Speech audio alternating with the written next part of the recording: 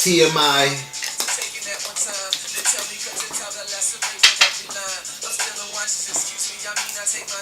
Y'all better get up on this Kid Psych music, man. If you watch my show, fuck with Kid Psych, man.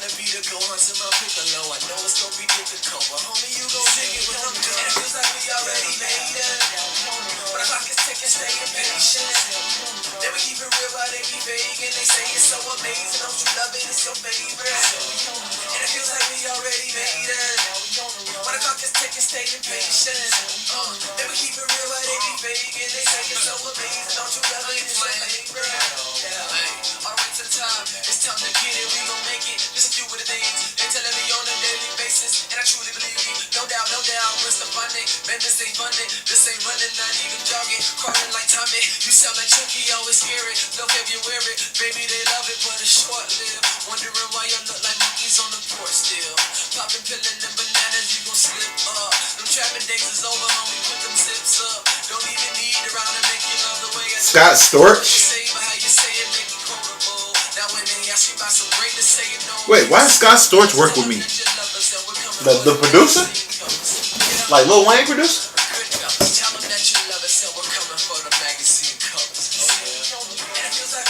It's weird. Scott Storch, okay, whatever. Maybe it's somebody else like same name. Otherwise, Scott Storch damn bad.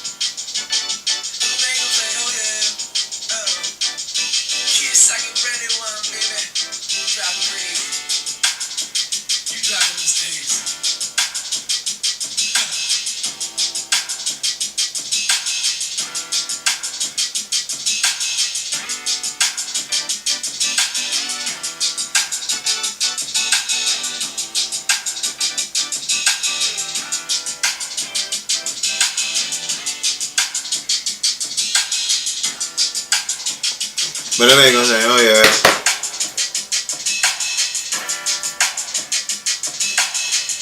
Here's the question.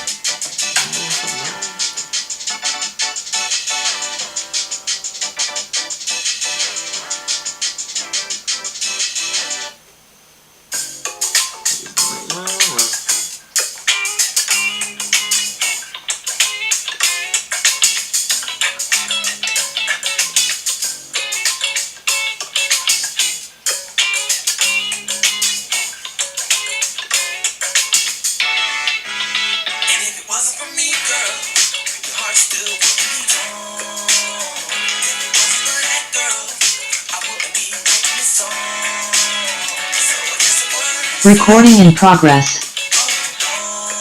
Recording stopped.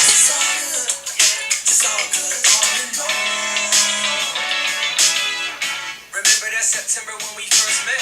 Trick question, it was October the 10th. By the time they were trick-or-treating, I made sure that you and me were the illest thing on the scene. Cleopatra and King Tut. Wrong era, but as long as they seen us, They'd understand that I'm Aladdin and Jasmine was all that we needed to make some magic start happening. If I had another wish, I'd ask for you to come back again, but instead, you like Batman and Catwoman. It's been a while since I seen your smile, Selena Kyle. I only took like 3 of your lies, so get that nigga one more and let me. He had a fine. That's left. I swear to God, I say I love you. Alright, man. Come on, man. Pull up, cool. That's past tense. I'll be the man you picture having great kids with. The only thing I need from you is your forgiveness. Your heart still won't be torn. For that girl, I wouldn't be writing this song. So I guess the words out. I guess it's all good. It's all good all along. I don't wanna be all on my own. No calls on the phone from me. A closet of clothes that are all mine. Empty spot in the drawer with yours used to go when I voted for you. I don't know what's worse. That's why. So try to forget you. I just need some more. Dancing to the rain type of metaphor. Thought I wasn't changed. Every necklaces. I think I'm about to get extra pissed at the demons on me. It didn't even go, man. That just pissed me off. Comes around, I'm crazy. But you knew that about me, baby. You can't just leave me here with no one's gonna break. Letting you go, mistake I can't afford. And it wasn't for me, girl. Heart still wouldn't be torn. If it wasn't for that girl, I wouldn't be writing this song. So I guess the words out. I guess it's all good. It's all good all along. And if it wasn't for me, girl.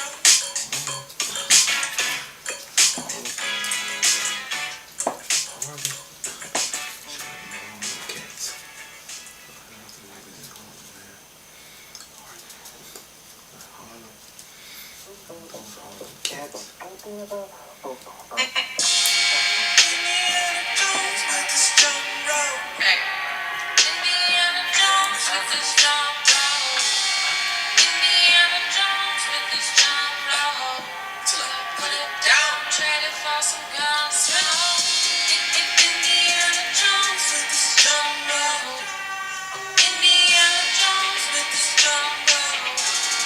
Indiana Jones with his drum roll. till I put it down, traded for some guns. Jump rope in my hand, feel like Indiana Jones. Whipping through the city, digging for these precious stones. Dodging arrows from the natives, narrowly I be escaping. Ark a covenant I'm saving. I don't eat no poison days, bitch. Please don't make me drop this jumbo. Grab my motherfucking pistol.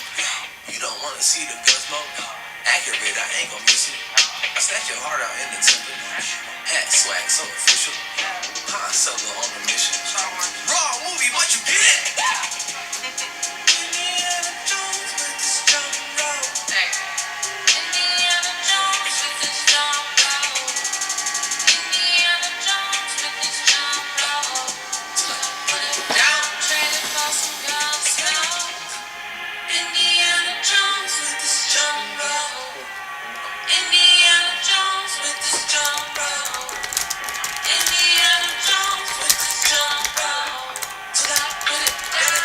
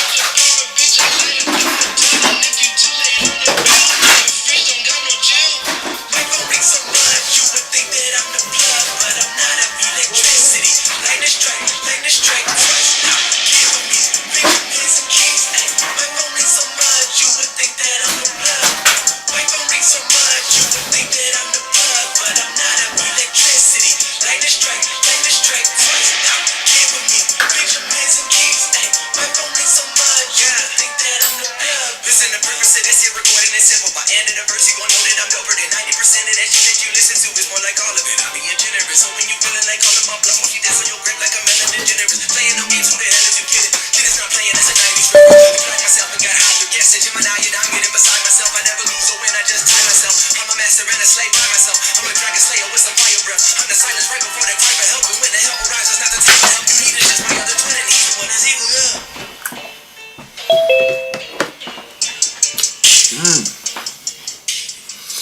Just put some on there.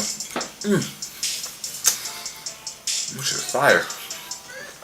At McLean, man. Yo, yo. Long time no see, man. What's the move, man?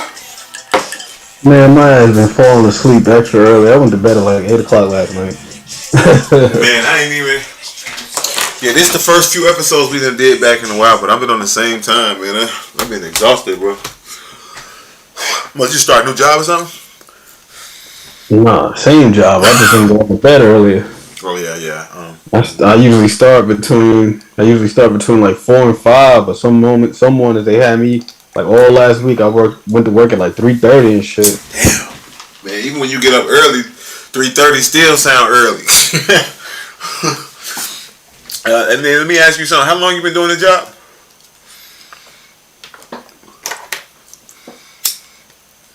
You heard me? 4 years. 4 years. I bet it don't get no easier getting up at 4:30, huh? Oh shit! It ain't. It's not too tough.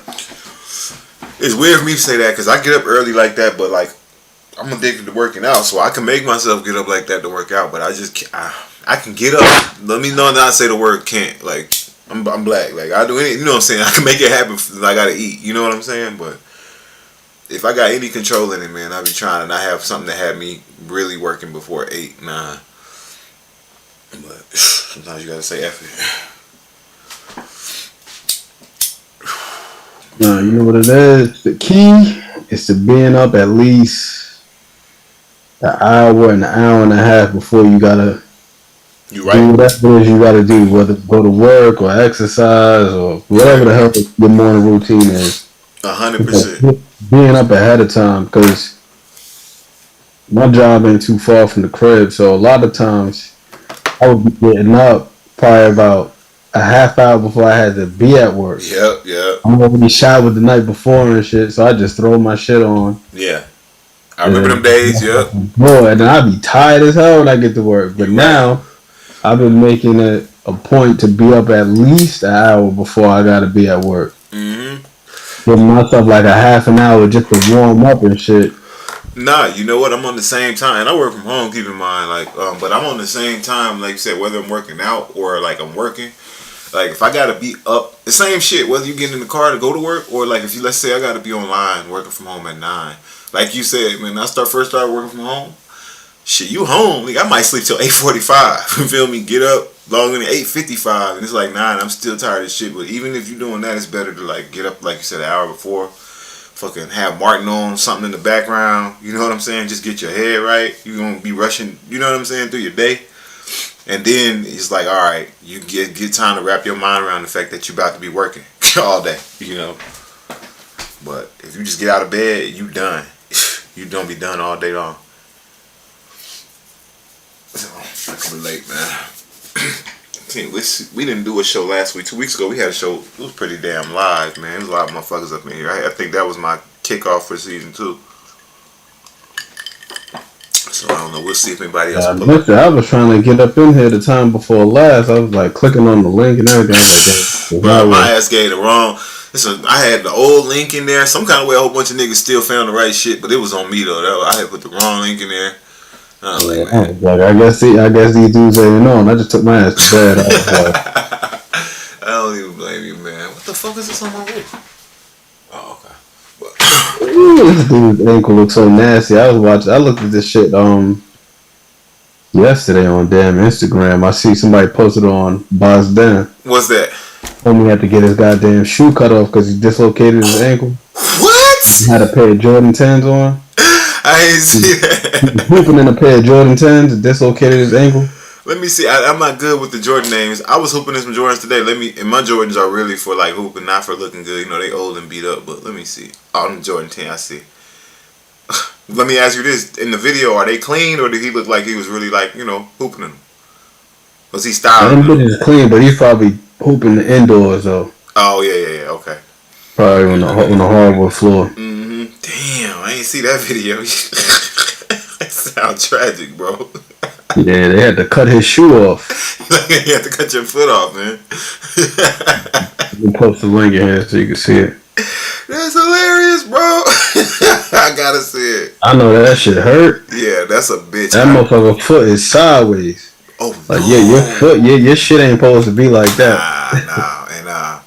And anybody, whatever sports you play, and I ain't never like broke my ankle. Anybody who ever tweaked their ankle, no, it's a bitch. And then they'll never really. You always be paranoid it's gonna happen again. Any other thing, Oh man, I can't do that. I'm about to click on Yeah, I remember the first time I rolled my ankle real bad. That was in high school.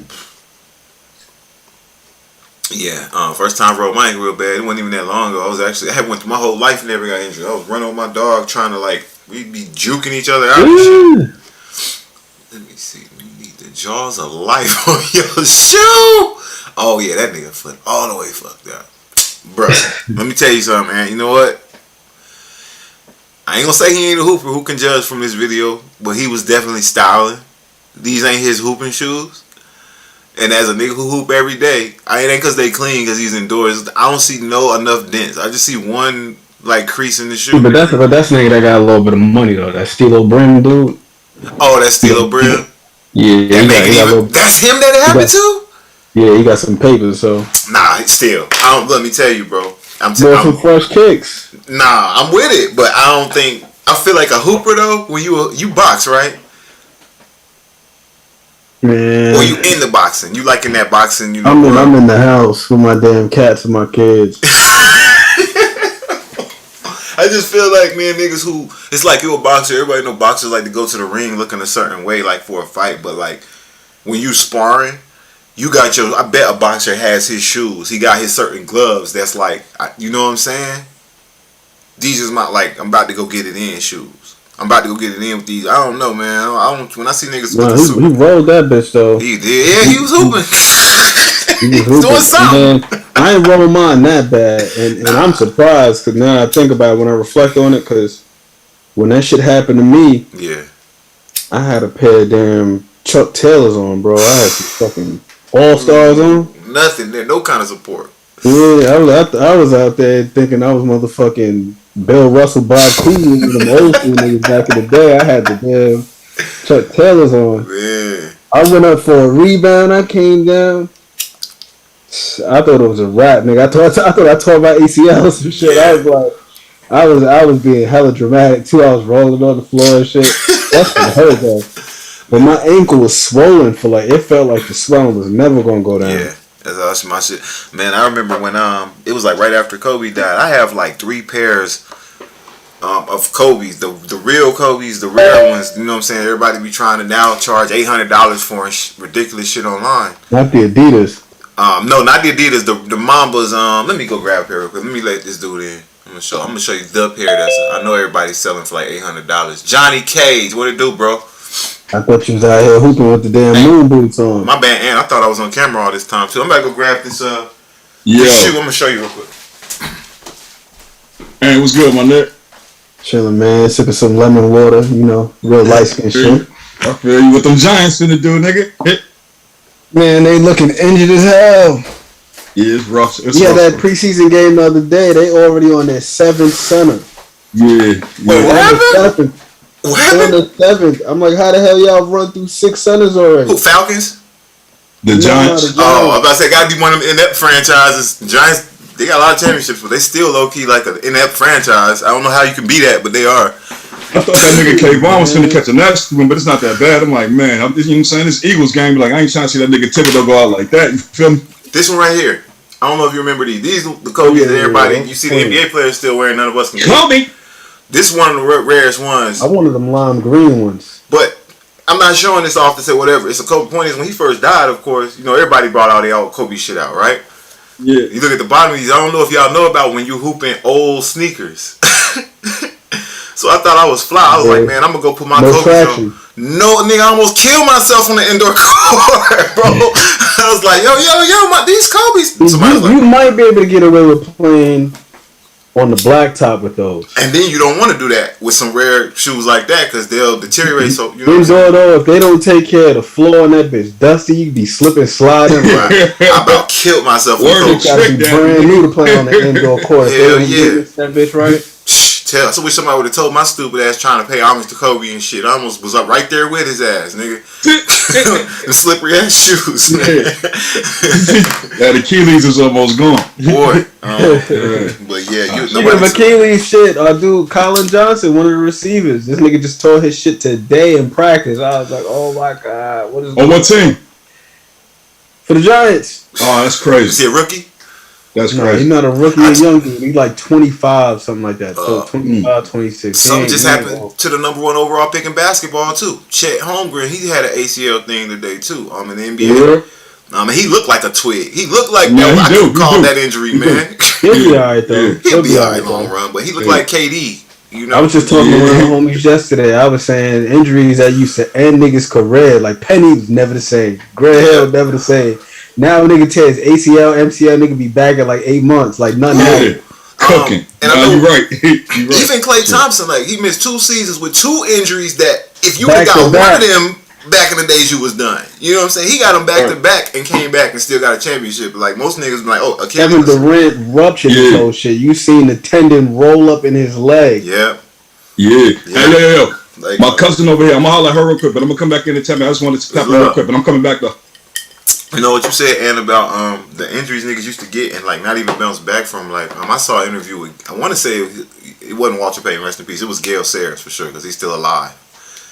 Gale Sayers was doing an interview and they were just talking about how his career was short lived and he was like, man, the injury I got, he's literally was like, the injury I got, if I got it today, I would have played another 5-10 years. He was like, but back then they shrugged their shoulders like, man, we You know, we can do for you. we can't, nothing we can do. And he's like, man, it wasn't even nothing. If it was now, he would have been out half a season, maybe. All of these medical advances and innovations is crazy. What medicine is nowadays. And not to mention, because the media kind of put a negative spin on it and then never went away. But if you take away and don't look at it from a negative point of view, like performance enhancing drugs and stuff like that and HGH and stuff helps. A lot of people recover a lot faster. So it's not about, being bigger and stronger and shit, Yeah, because it's a growth hormone. Yeah, so a lot of that shit that obviously the niggas didn't have back then where they're going, hey man, go lay up. This shit gonna double, Kobe went to Germany or something to get his like a blood transfusion for his knee and shit, because He was doing all types of shit. Stem cells. Cameron Walker just had stem cells in his to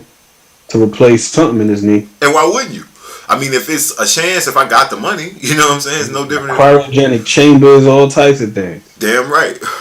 You know what I'm saying? They got those for your house now. I mean, like they're affordable now. Yeah, no, I know what you're relatively. saying. Yeah, relatively. I wouldn't. Yeah. You know what I'm saying? I can't get one, but if your job is to be an athlete, it's affordable now. You know what I'm saying? No, but I'm pretty sure that they also have ways that you can finance it too. That's of course. You know. You ain't got to pay that bitch off all at once. Tesla, man. So, you saying Tesla? What about Tesla? I was about to ask you, are you into cars like that? Would you get a Tesla or something? Would I get a Tesla? You know what's funny, man? I've actually been looking at goddamn minivans today. You would think I would think that's funny, but I respect it. You know why? Because I was curious about Teslas for like 5 minutes. No, they nice. They nice, and nice is cool. But I know what I paid for my car already. You know what I'm saying? I went on Tesla site, and I just was like playing around. You know how you pick the car you want, build it out. And I was like, nigga, $1,100 a month. This is a house. I was like, I'm done. Like I did that with my damn because my dream car was the Land Rover Discovery. oh yeah, I that had was did nice. I had did a stagehand job with one of the homies, and the guy who was running the shit, like one of the managers at the site. For whatever reason, we had to ride off down the block. He's like, you ride with him, you ride with me. Okay. We go to his car. He got the Land Rover Discovery. I hop up in that bitch, and I was like, Fell in love with that car.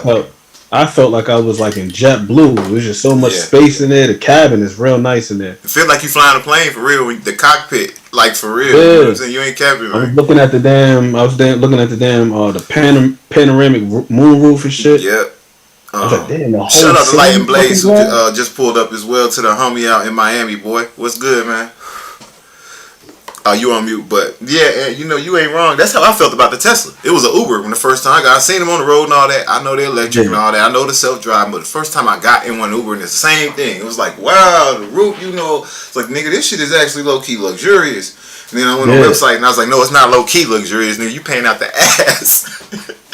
Like your legs was good, nigga. You see that big ass digital the touch screen is damn near like It's bigger than my computer monitors that I'm Yeah, talking to that's what y'all I'm on saying. right now. Like turn sideways, it's still bigger than that. wide screen drawn in. I was like, damn. Yeah, they in that bitch. And then the real self-driving ones, which I don't trust yet. I need a few more people to die in it, a few more lawsuits, and to refine the technology before I buy that shit. But that's cold when it works.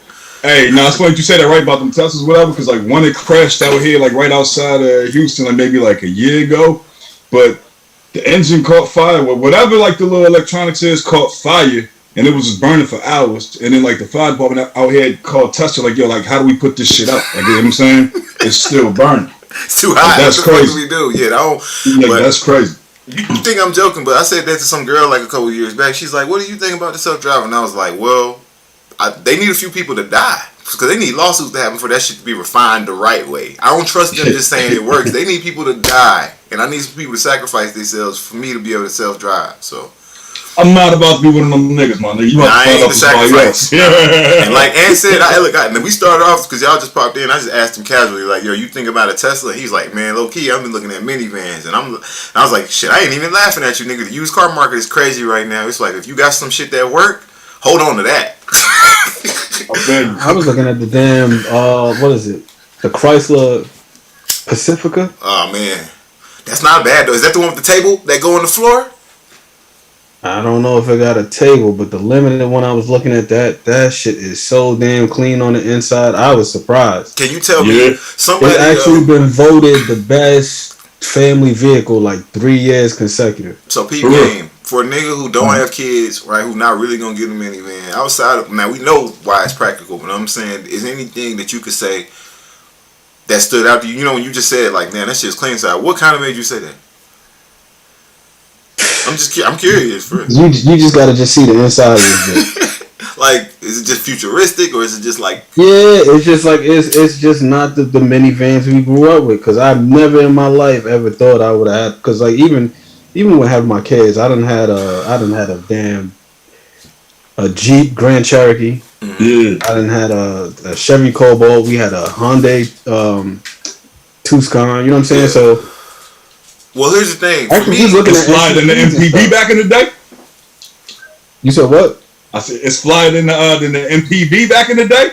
Way fly. But so, I don't know. Yeah, that nigga said way fly. Y'all know Johnny Cage. I know you know. Actually, all y'all know Miami, New York, and niggas who been to LA. Is everybody? We all have seen this. So now you see these mainly in parks and niggas live in them.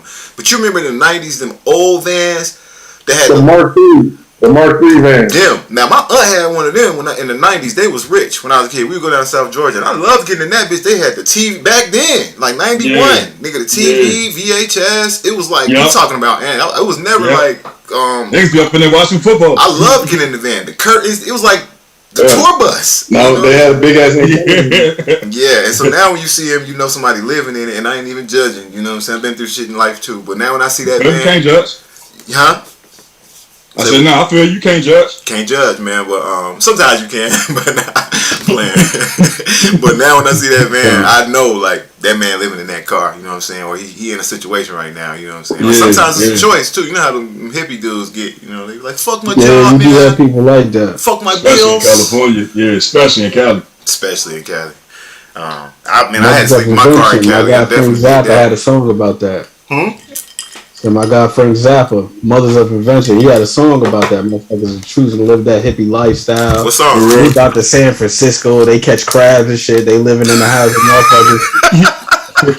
Everybody Bro, they was playing lit. instrument type shit. They in there taking shrooms and just They was lit. trying to find enlightenment and all that. Like, Man, look, man, I'll never forget. I was at this. I first got to LA, and I was staying with a friend or whatever, and I was supposed to be. That was my plan. You know, I didn't go out there just to show up on my homie doorstep. Like, yo, I can stay here, bro. We had the plan. Him and his girls living together. They was like, yeah, nigga, you can come over here, stay here. We all had a group together and shit, and like till you get on your feet or whatever. So get over there. I'm only there for like a week or two. These motherfuckers have an epic fight, break up. Of course, she's a rich girl. Her parents paying the rent on the spot. They kick everybody out that bitch. Get out. I'm homeless, nigga. So I'm like, all right, let me go get this hostel room. Long story short, my room don't go through. So I'm like, I don't have nowhere to fucking stay now. I'm in my car.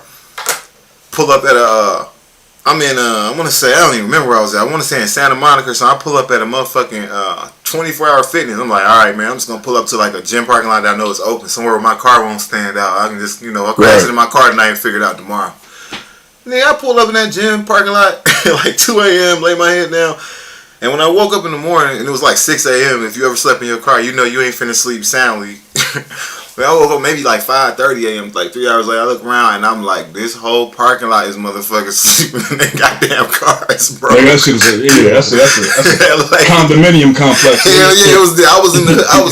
I'm surprised niggas didn't tax me. Hey, you ain't paid the rent, nigga. Everybody over here sleeping, nigga. I was like, LA is that. And I'm talking about. I was in a 2002 Impala. This is 2014, and my Impala was just not beat down, but it was just like a regular ass car with tents on it.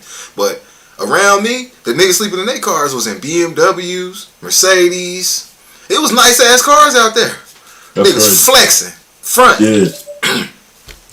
What file you just shared? I'm gonna check it out. Oh no, that's the inside of the Pacifica right there. Oh man, click on it. Let me see. But yeah, that shit crazy out there in LA, man. Them niggas be trying to survive, boy. I'm sure it's the same. That's why I said all y'all know what it's like, cause y'all in them big cities, man. Why I gotta save this shit? You shouldn't have to save it. You should be able to just click the shit. Alright, what I'm doing wrong, man? Like an idiot. Anyway, man, I'm gonna have to look at it later. But I already know that shit is nice. One thing I don't judge on more is, you can't look that. Oh, you know what I could do? We make this even easier. Share Hold on, I'm over here on camera and shit. Alright, niggas using technology now, man. Y'all. Let me grab my cellular device. Y'all got flip phones yet, B? Yeah, I'm on my laptop. Y'all know we'll never get back, man. Maybe we will one day, but what I miss really about the 90s for real. And I was in Atlanta. It was a lot of New York motherfuckers coming down here. Your city, it could have been another place. But like, what I really missed though was niggas coming from other places and putting you on shit that you wasn't on, cause you ain't had an internet. I don't know what shoes you wear in Miami. I don't know what's cool in Miami. I ain't know niggas was wearing, you know what I'm saying, them blocks like that. You know what I'm saying? They been doing freeform blocks. Now everybody know that. They was doing that in Florida. All the blocks and all that shit. They had been on it in Florida, but we don't know that. You know what I mean? I just love it, man. You know what I mean? I miss that, man. I miss niggas coming down from New York. Like, what? Y'all niggas still wearing Saucony? Yeah, internet killed that. Everybody on the same thing now. Everybody. This technology shit is crazy. In New York, and used to come, before the internet, before CDs, really. Mm-hmm. When you let me get a tape and I, record Hot 97 and hear all the hot shit in New York and run back and bring it back. Like, you got to hear this shit. You know what I'm saying? Or a road trip and you switching the radio stations and you start hearing like. I literally never heard this song. Now everybody is on the same. They literally all on the same radio station. Cloud, whatever. Forget the name. Clear Channel. But it used to be like, okay, now I'm crossing the line. I'm leaving Florida. Okay, I'm hearing. You know what I'm saying? Who was big back there? They used to play the fuck out of some Boosie when I was in fucking Florida, man. Don't ask me why. I know he a Louisiana artist, but they love Boosie. They love Boosie, nigga. So you be hearing Boosie, and then all of a sudden, I remember this is real shit, and then you be like. Who is this nigga? I've literally never heard this song. Okay, Soulja Boy. Okay, like that. Whatever. Okay, this is new. You just don't get that no more, man. I just miss that. Like you ain't up on this. People still can put you up on shit, but y'all know what I mean. You know what I mean? No, I know what you mean. Yeah, you ain't never up on everything, even with the internet. Right. But most things though, because shit used to be real regional. Now there's a lot of cultural diffusion going on. That's right. I was just about to say that. Come on, yo, you used to be able to tell where a nigga was from just off the way. I lived in Florida for 2 years, from 2006 to 2008. Mm-hmm. Yeah. And motherfuckers used to always be like, "Dang, man, where you get them shoes from?" That's what Look, I'm saying. man, it's a spot in Brooklyn called Brooklyn Circus. They was like, what's that? Like, it's like a little boutique. Yeah. Yeah, they sell all the dead stocks. They sell all the shit that they don't sell at Foot Locker up in there. Yeah. Now niggas got the internet. You go on StockX or Go eBay. Nah, nigga, hey, look, I ain't gonna lie. When it comes to the shoes, now I just be going to the Chinese homies, my nigga. Yeah. Oh, me too. I was the one who posted that thread. Remember when I posted that rep thread? I don't know if y'all saw that one when I was like, yeah, man, here's all the fake shit I bought. Niggas like, you broke. I was like, I could afford to buy all this shit, but I don't see the point no more. Because there is no point. You know what I'm saying? It's the same factory anyway, and if it wasn't, I don't care if I can't tell the difference anyway. You feel me? And especially saying it's like, nigga, I could finesse you if I wanted to and put them right on eBay, and you be thinking, you know what I'm saying, paying top dollar. And this the shit that get me right here. Just before I go put this shit back, this the shit to get me right here. Every night, every NBA game you watch, nigga, you will see a player wearing a new pair of Kobe's. Yeah. That you can't go get nowhere. Yeah. I'm like, so why should I even come support y'all motherfuckers at Foot Locker or Nike or whatever? Fuck y'all niggas. I can't even buy your shit when I want to buy your shit, or the new Jordans or whatever, which I ain't even into no more, you know? Right. But, that's the dumbest shit ever. It makes my blood boil to see a nigga Jordan Poole sit on the sidelines in a pair of like unreleased Kobe's, but they're only released for rich niggas, basically. You know what I'm saying? Like, I'm like, how do y'all keep getting Kobe's? Shit, nigga, my nigga China open up the doors for everybody. I see that, Ant. Okay. Hold on. I ain't gonna lie, man. It look like it's plenty to keep the kids busy. You know what I'm saying? And again, cars really ain't about. I'm old enough now that it. Nah, it is fly, nigga. I look like a Range Rover. Doing this. that's a minivan. They gonna get the Pacifica Discovery. What's the difference between the 4.0 and the 4.6, nigga? You know what it was? It was actually my mother's idea. She was like, you should get a minivan because. What you driving now? Or are y'all driving anything right now? Yeah, we're not driving nothing right now. Okay, yeah. So you but we was about to get something else, but she was like, you should get a minivan. We was like, I ain't really feeling the whole minivan thing. You was thinking It's SUV. just the sound of it, just the thought, be like minivan. Yo, come on, man. You know what I'm saying? Like, I ain't washed. Because it's just the four of us, bro. Yeah. You was thinking SUV me, my though. wife and our kids, and our kids are small. Like, my son just turned 4. My daughter's gonna be 7 next month. Oh, God You bless. know what it is though? It's the extended family, like my in-laws. My fucking Maybe another bun in the oven.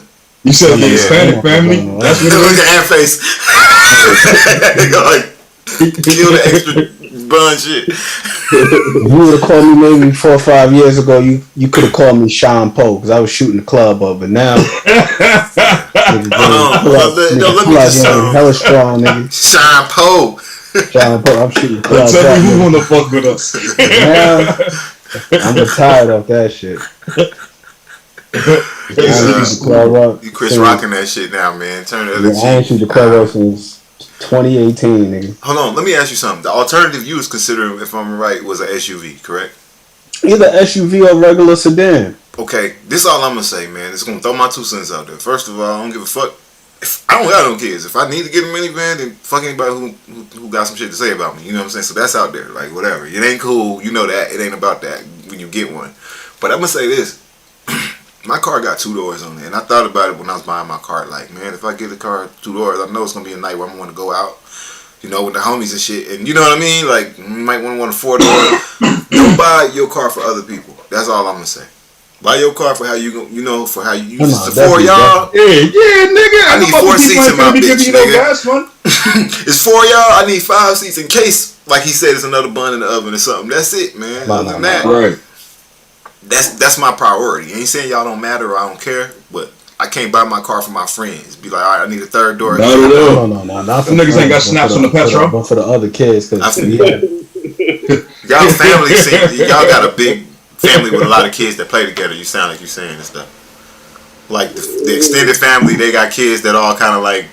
So I feel you. So it's like, oh yeah. well, it's shit. You know, been a little bit more tight knit after COVID and everything. like, well, not even just COVID, okay. but early in the year, like the end of March 23rd, actually, like my nephew had passed.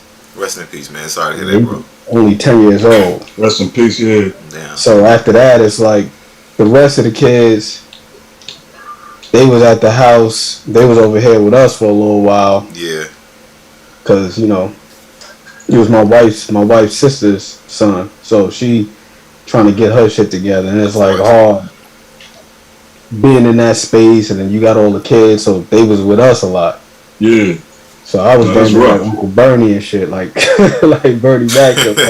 It's like having all the kids. Yeah, I feel Him downstairs. Like, 'cause I was like, on one hand, I'm like, I could see where it makes sense. Cause it was my mother's suggestion. She was like, you should get a van, cause you never know when you're gonna have to, you know. because you shuttling the kids and shit. You know what I'm saying?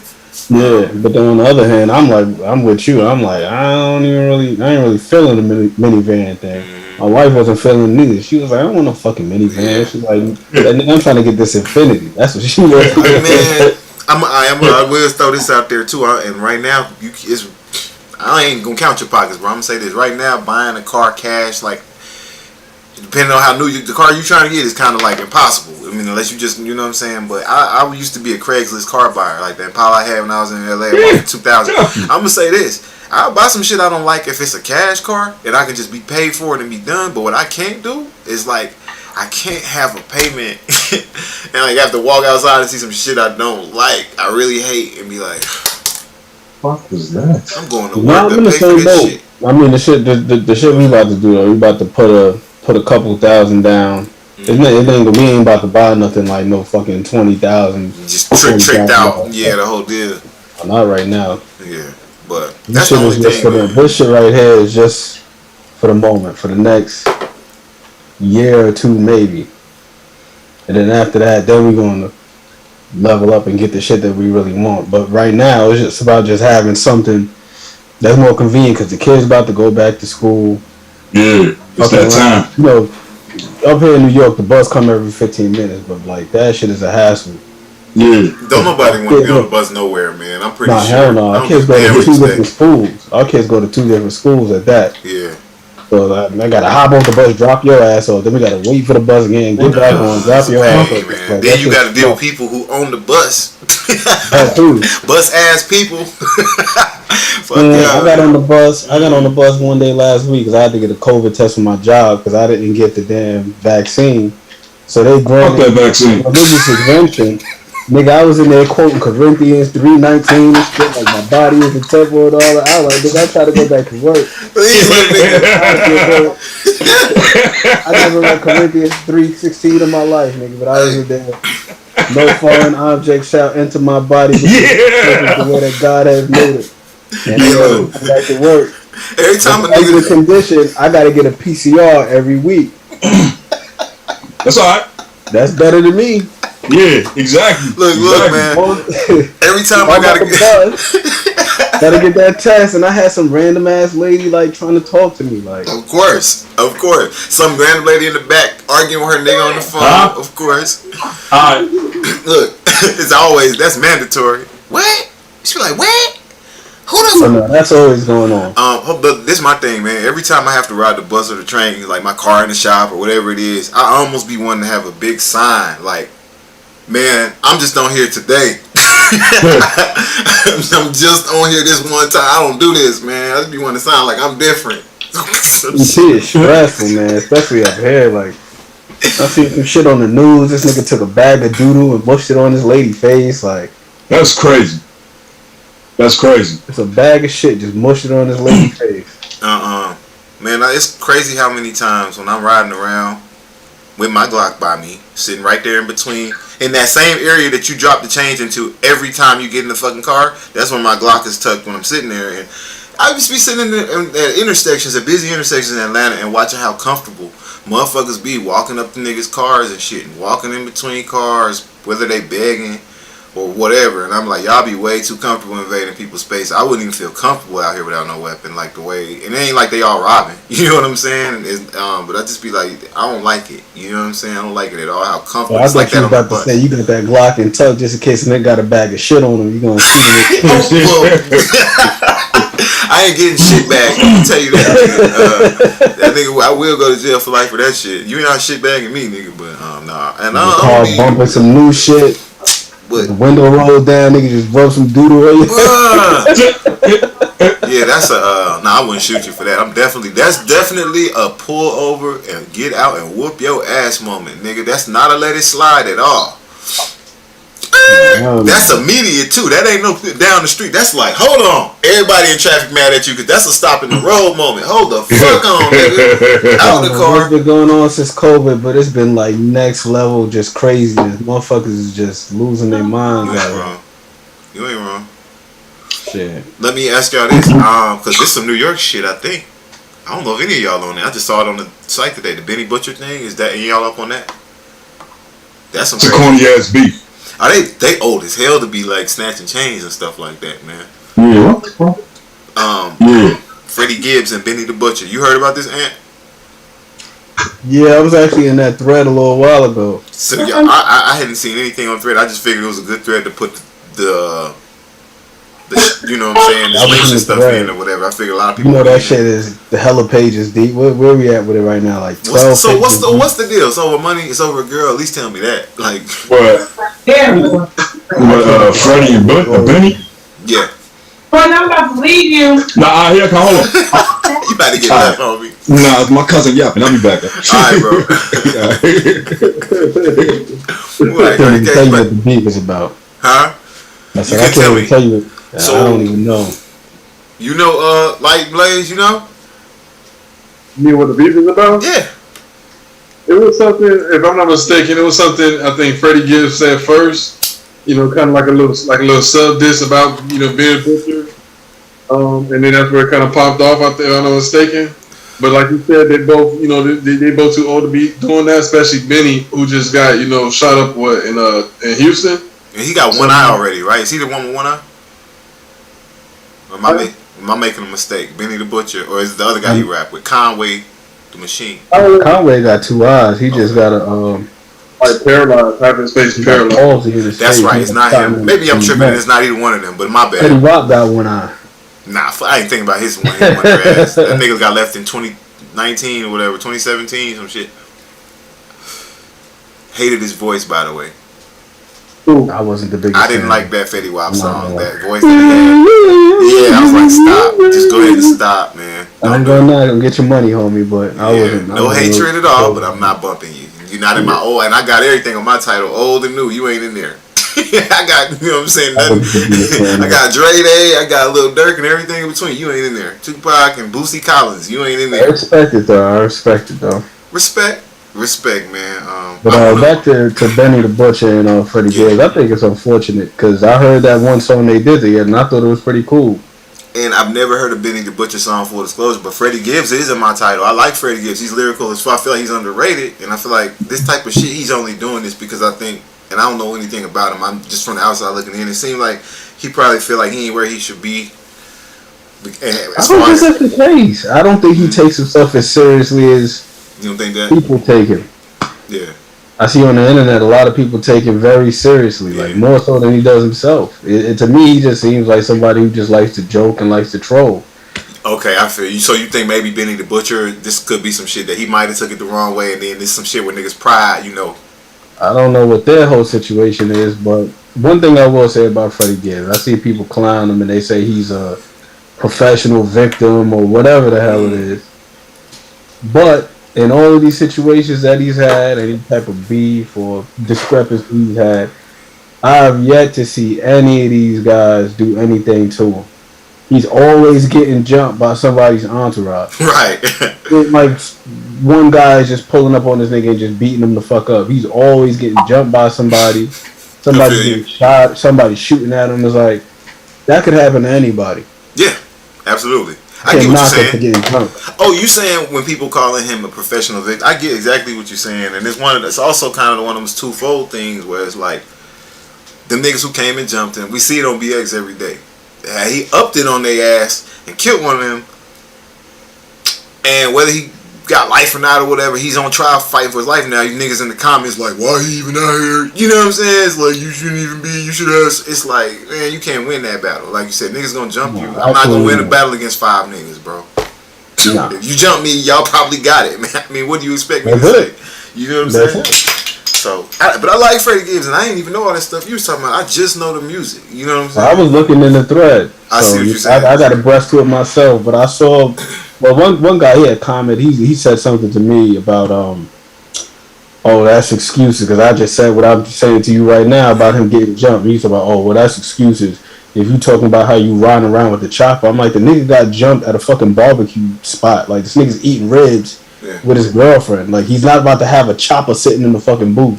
Like, this nigga's supposed to have, like, a whole fucking AK with him while he's eating dinner and a bunch of niggas roll up on him as he's eating. Yeah. Also, it's rap, man. Everybody rapping about choppers, nigga. Calm down. That too. It's rap. I can go have Waffle House with my girl, nigga. Like, ain't bringing a chopper, like you said. Like, and it shouldn't be required. It shouldn't, and that's I don't want to live in that culture where niggas really, you know what I mean? Yeah, I literally gotta have a chopper.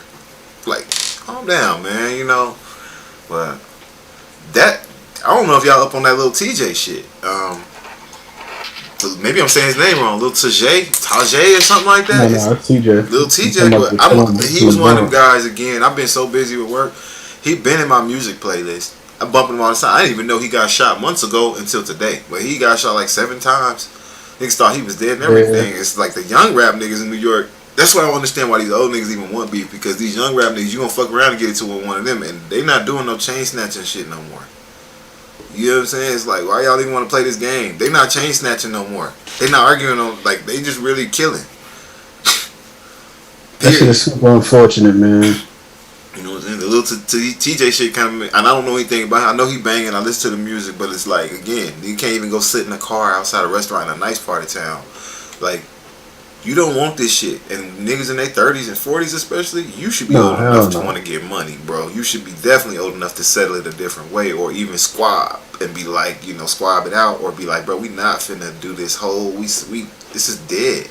Shit, I don't even think it should just be an age thing, just as a person, just period. It's like, why would you want to live that type of lifestyle when you got looking all over your shoulder? No, you're right. It shouldn't be an age thing. Not me. I got kids, man. I'd be damned if I'm in the supermarket and I'm buying motherfucking cereal for my kids, and all I hear is "get that nigga." Next thing I know, I'm sprawled out next to the motherfucking chocolate court. The nigga done punched me in the back of my head in front of my kids. Like, yeah, you're right. Like, I can't live life like that, bro. Like, I gotta be static free. You know what I mean? Just and I only bring up the age just to say, like, maturity should kick in at a certain point. That's the only reason I ain't picking on niggas who old. Maturity comes with experience, though. Yeah. I don't think it's necessarily an age thing. You got a lot of motherfuckers who make it to a certain age and don't really go through anything. That's true too. That's tough. You know what I'm saying? That's facts. But you know, you got some point you gotta like. The excuses gotta like stop. You know what I mean? And like but that's what I'm saying. Though I don't think it's an excuse. A lot of times it's either you don't know what you don't know, or you kind of underestimate things.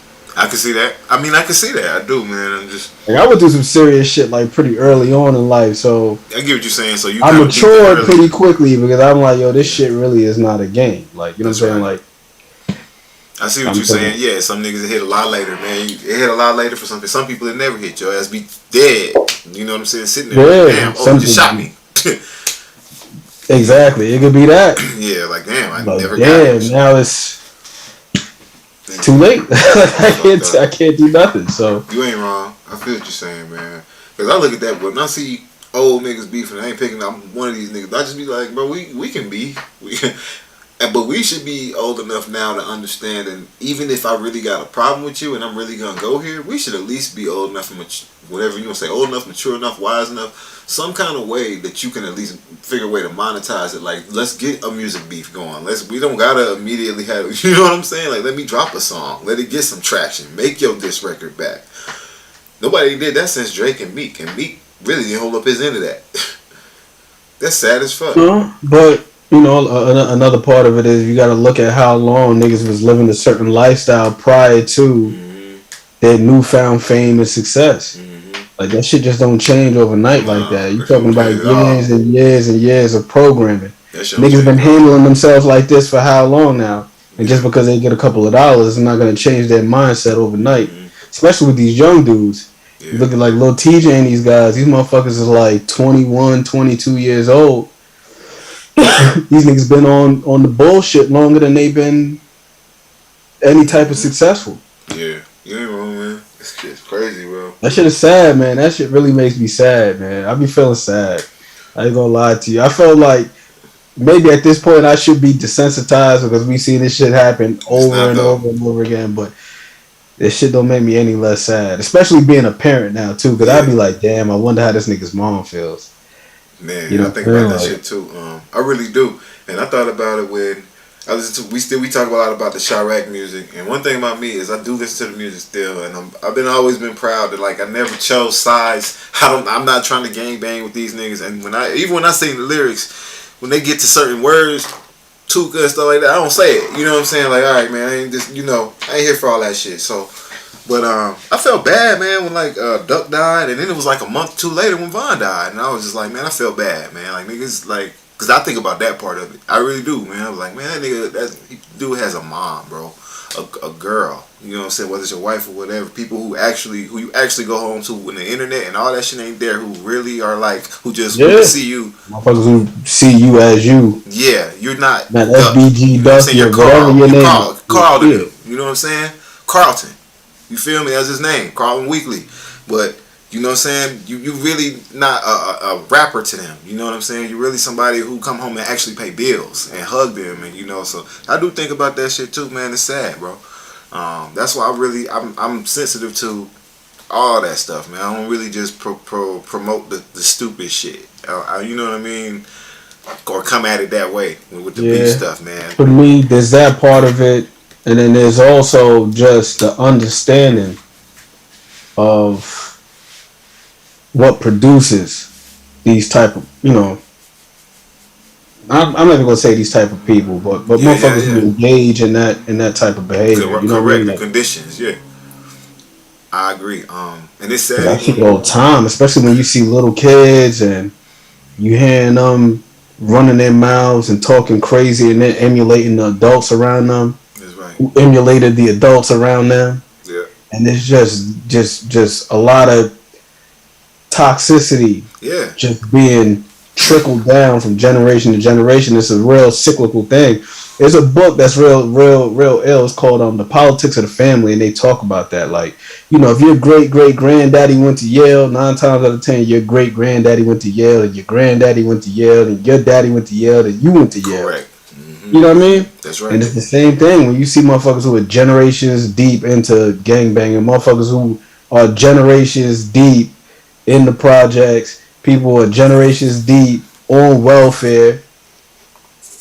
That's right. And also it's a moment to moment type of cycle too. Let me show you this, right? Like when you it's funny. Everybody know this, right? When you go into a nicer area, right?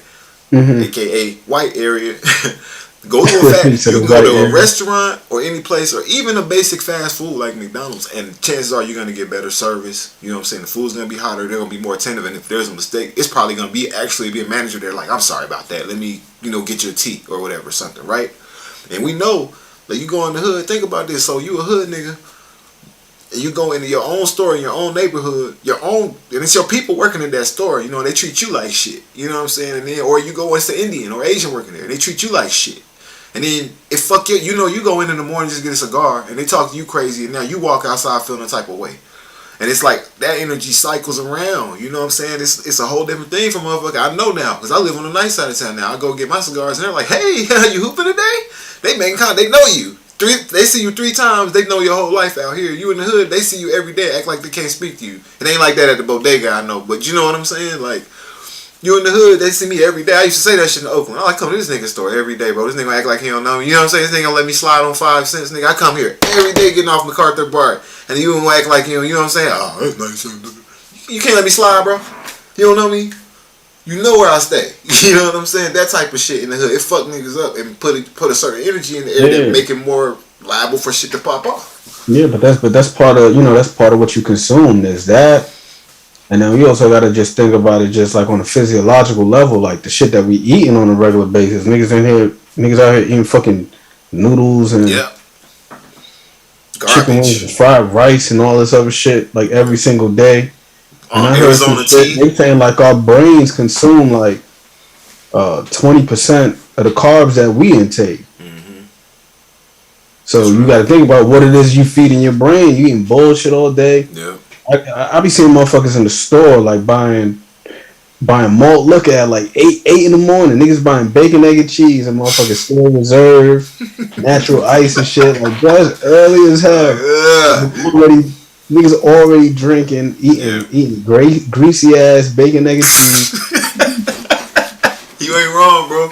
Like that shit, it does something to you, man. It's real. That's not fake at all. You know, it's funny you say that because I get up in the morning most days and work out, and I do it on an empty stomach. You know what I'm saying? It's like almost the opposite.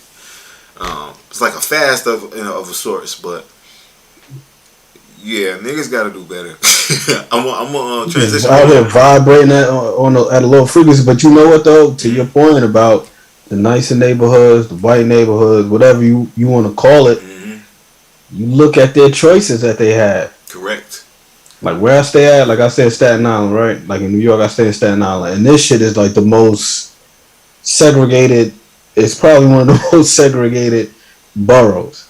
Like in other places, like it's a little bit of everybody. But over here, it's literally like a dividing line, like between the North Shore and the South Shore. You go to the North Shore, we don't have any of the shit that they have on the South Shore. You go to the South Shore, it's motherfucking gyms everywhere. Niggas got Barnes and Noble. Niggas got bookstores, all that shit. We don't got no bookstores on this side, nigga. Like, it's crazy. They got all types of Jamba Juice and shit like that where you can get fresh juices and smoothies and all these things. We probably got like one spot now, but aside from that, and we just got that over here on this side. It's crazy. I can't say Atlanta's like that at all, bro. But we had like a bunch of Crown Fried Chicken, Kennedy Fried Chicken. We got liquor stores. Yeah. Of course, niggas got churches and barbershops. You know what I'm saying? But of course. On the other side, like they got it. They got all the options. First of all, I just want to shout out No Comment real quick. Just pulled up too, man. Shout out to the kid, man. What's going on with you, man? Wu-Tang. Yeah, that's stupid, man. But that's the only thing we got is Wu-Tang. Can I ask you something? No Comment. With everything Ant just said, if you heard what he was saying. I guess I kind of want to know the same from you too, like in Blaze, and I know you in Miami. I wonder if it's like that where y'all at, man. I know you in Harlem. No Comment. Yeah, yo. First off, I want to speak on Staten Island. Okay, cool. Yeah. I did a job in Staten Island. I did The King of Staten Island with Pete Davidson. Oh yeah, Pete Davidson. Oh, I just watched that, man. That's a great movie out there, man. But I'm sorry. Go ahead, man. Well, I just want to say this. If I never, ever in my life make it back to Staten Island, damn, I will die happy. Damn. And it's only because I hated driving across that fucking bridge every day. It's a shitty bridge, I'm assuming? No, it's just driving across the virus. Getting to Staten Island is fucking horrible. But was it bad? Now I've seen some scenes. I know some locations. You know, I live in Harlem, though. It is fucking annoying. Yo, and Staten Island is cool. Is pretty quiet for the most part, from what I found. But yeah, it's a lot of parts where there ain't nothing out there. Mm-hmm. What about you? No, my bad. No Comment. And what about Harlem? Harlem, compared to Staten Island, Harlem is nothing like Staten Island.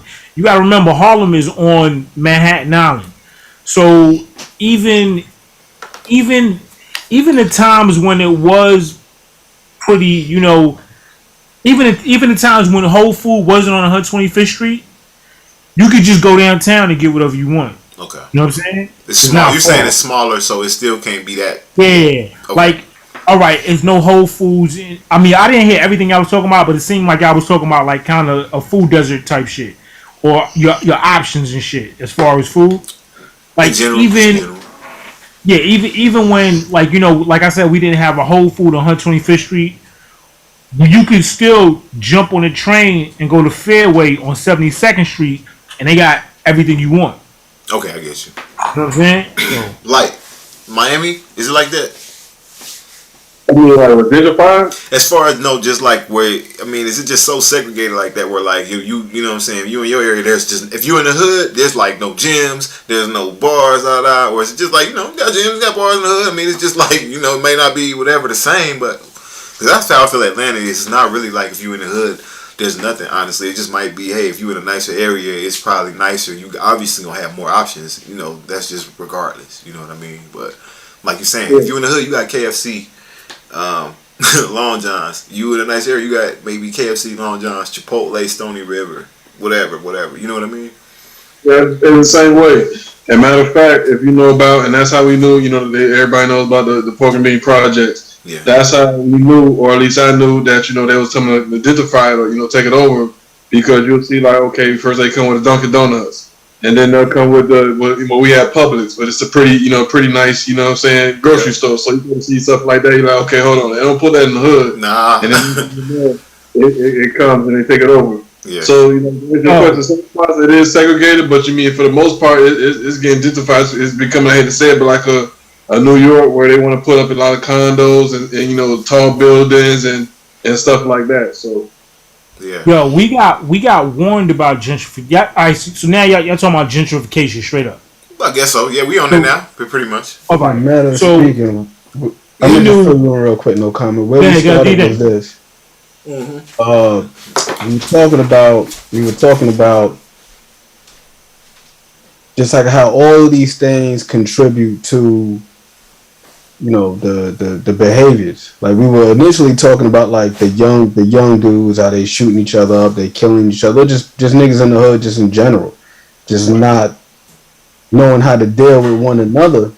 And he was talking about just like some of the things that you face when you come outside, and a lot of people just have just bad energy. And I'm like, you got to also look at some of the shit that we eating too. Not even some of, a lot of the shit that we eating in some of these spots where you just eating, you know, niggas is drinking, you know how it is, because you in Harlem, like niggas be drinking beer early in the morning, niggas drinking Hennessy.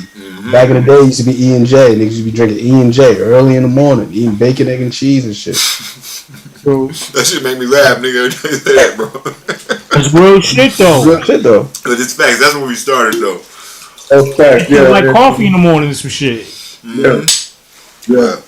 And that's super fact, you know. That, you know, like you said, people be up 6 o'clock, 7 o'clock in the morning waiting to go get their, you know what I'm saying, they natural ice or whatever, whatever beer they drink. Yeah. Yo, was wild. I mean, all right, well, I was going to say this. In Harlem, we were warned about gentrification about 20 years before it arrived. Right? And our introduction to gentrification was taking the African market away. So, that's Anne McQueen, right? You from New York, right? Yeah. Alright, I don't know if you remember. You might be too young to remember. When you walk down 125th Street, it used to be street vendors up and down 125th Street. Oh, hell yeah. Street vendors. You know what I'm saying? Guys be out there building. I ain't seen them in a long time. It's like they inside now in the Mecca school. Yeah. Like, check it. If you look, if you watch Malcolm X, right? Yeah. At the very end of Malcolm X, I know what you're talking about too. Spike does a shot of 125th Street. Oh, the t-shirts and everything. Yeah. Like, if you look at that and you see how packed 125th Street used to be, I'm talking about from Lenox Avenue probably to like St. Nicholas Avenue. That's about, I don't know how, that's about a quarter of a mile, I think. Right? Yeah, it's about that. So it used to be packed with street vendors. When they moved the street vendors off the street and they tried to put them in this like little block, or this little, like, I don't even know what to fucking call it. They put them in a parking lot basically on 116th Street. You know what I'm saying? That's when gentrification was coming. You know what I'm saying? And what solidified that shit is when Clinton moved into the state office building on 125th Street. So we saw this shit coming in slow motion. And whatever happens in Harlem, I'm not even going to just say Harlem. Whatever happens in Harlem, whatever happens in Chicago, whatever happens in Cali, LA, certain parts of Cali, that's like the proving ground of whatever they gonna push throughout the rest of the country. I get what you're saying. You know what I'm saying? That's like they test tube. That's a good You work here, we gonna do it everywhere else. That's a good point to transition to a topic I had on the list. Monkeypox. Oh shit, man. Gotta talk about it, man. Because I'm one of the people who, when COVID came, I never questioned it. And I know Ann was like, I didn't even get the vaccine. When we had our discussions and shit here. I didn't really question it. I did look at the science and shit, but ultimately, I wore my mask. When the vaccine came out, I got vaccinated.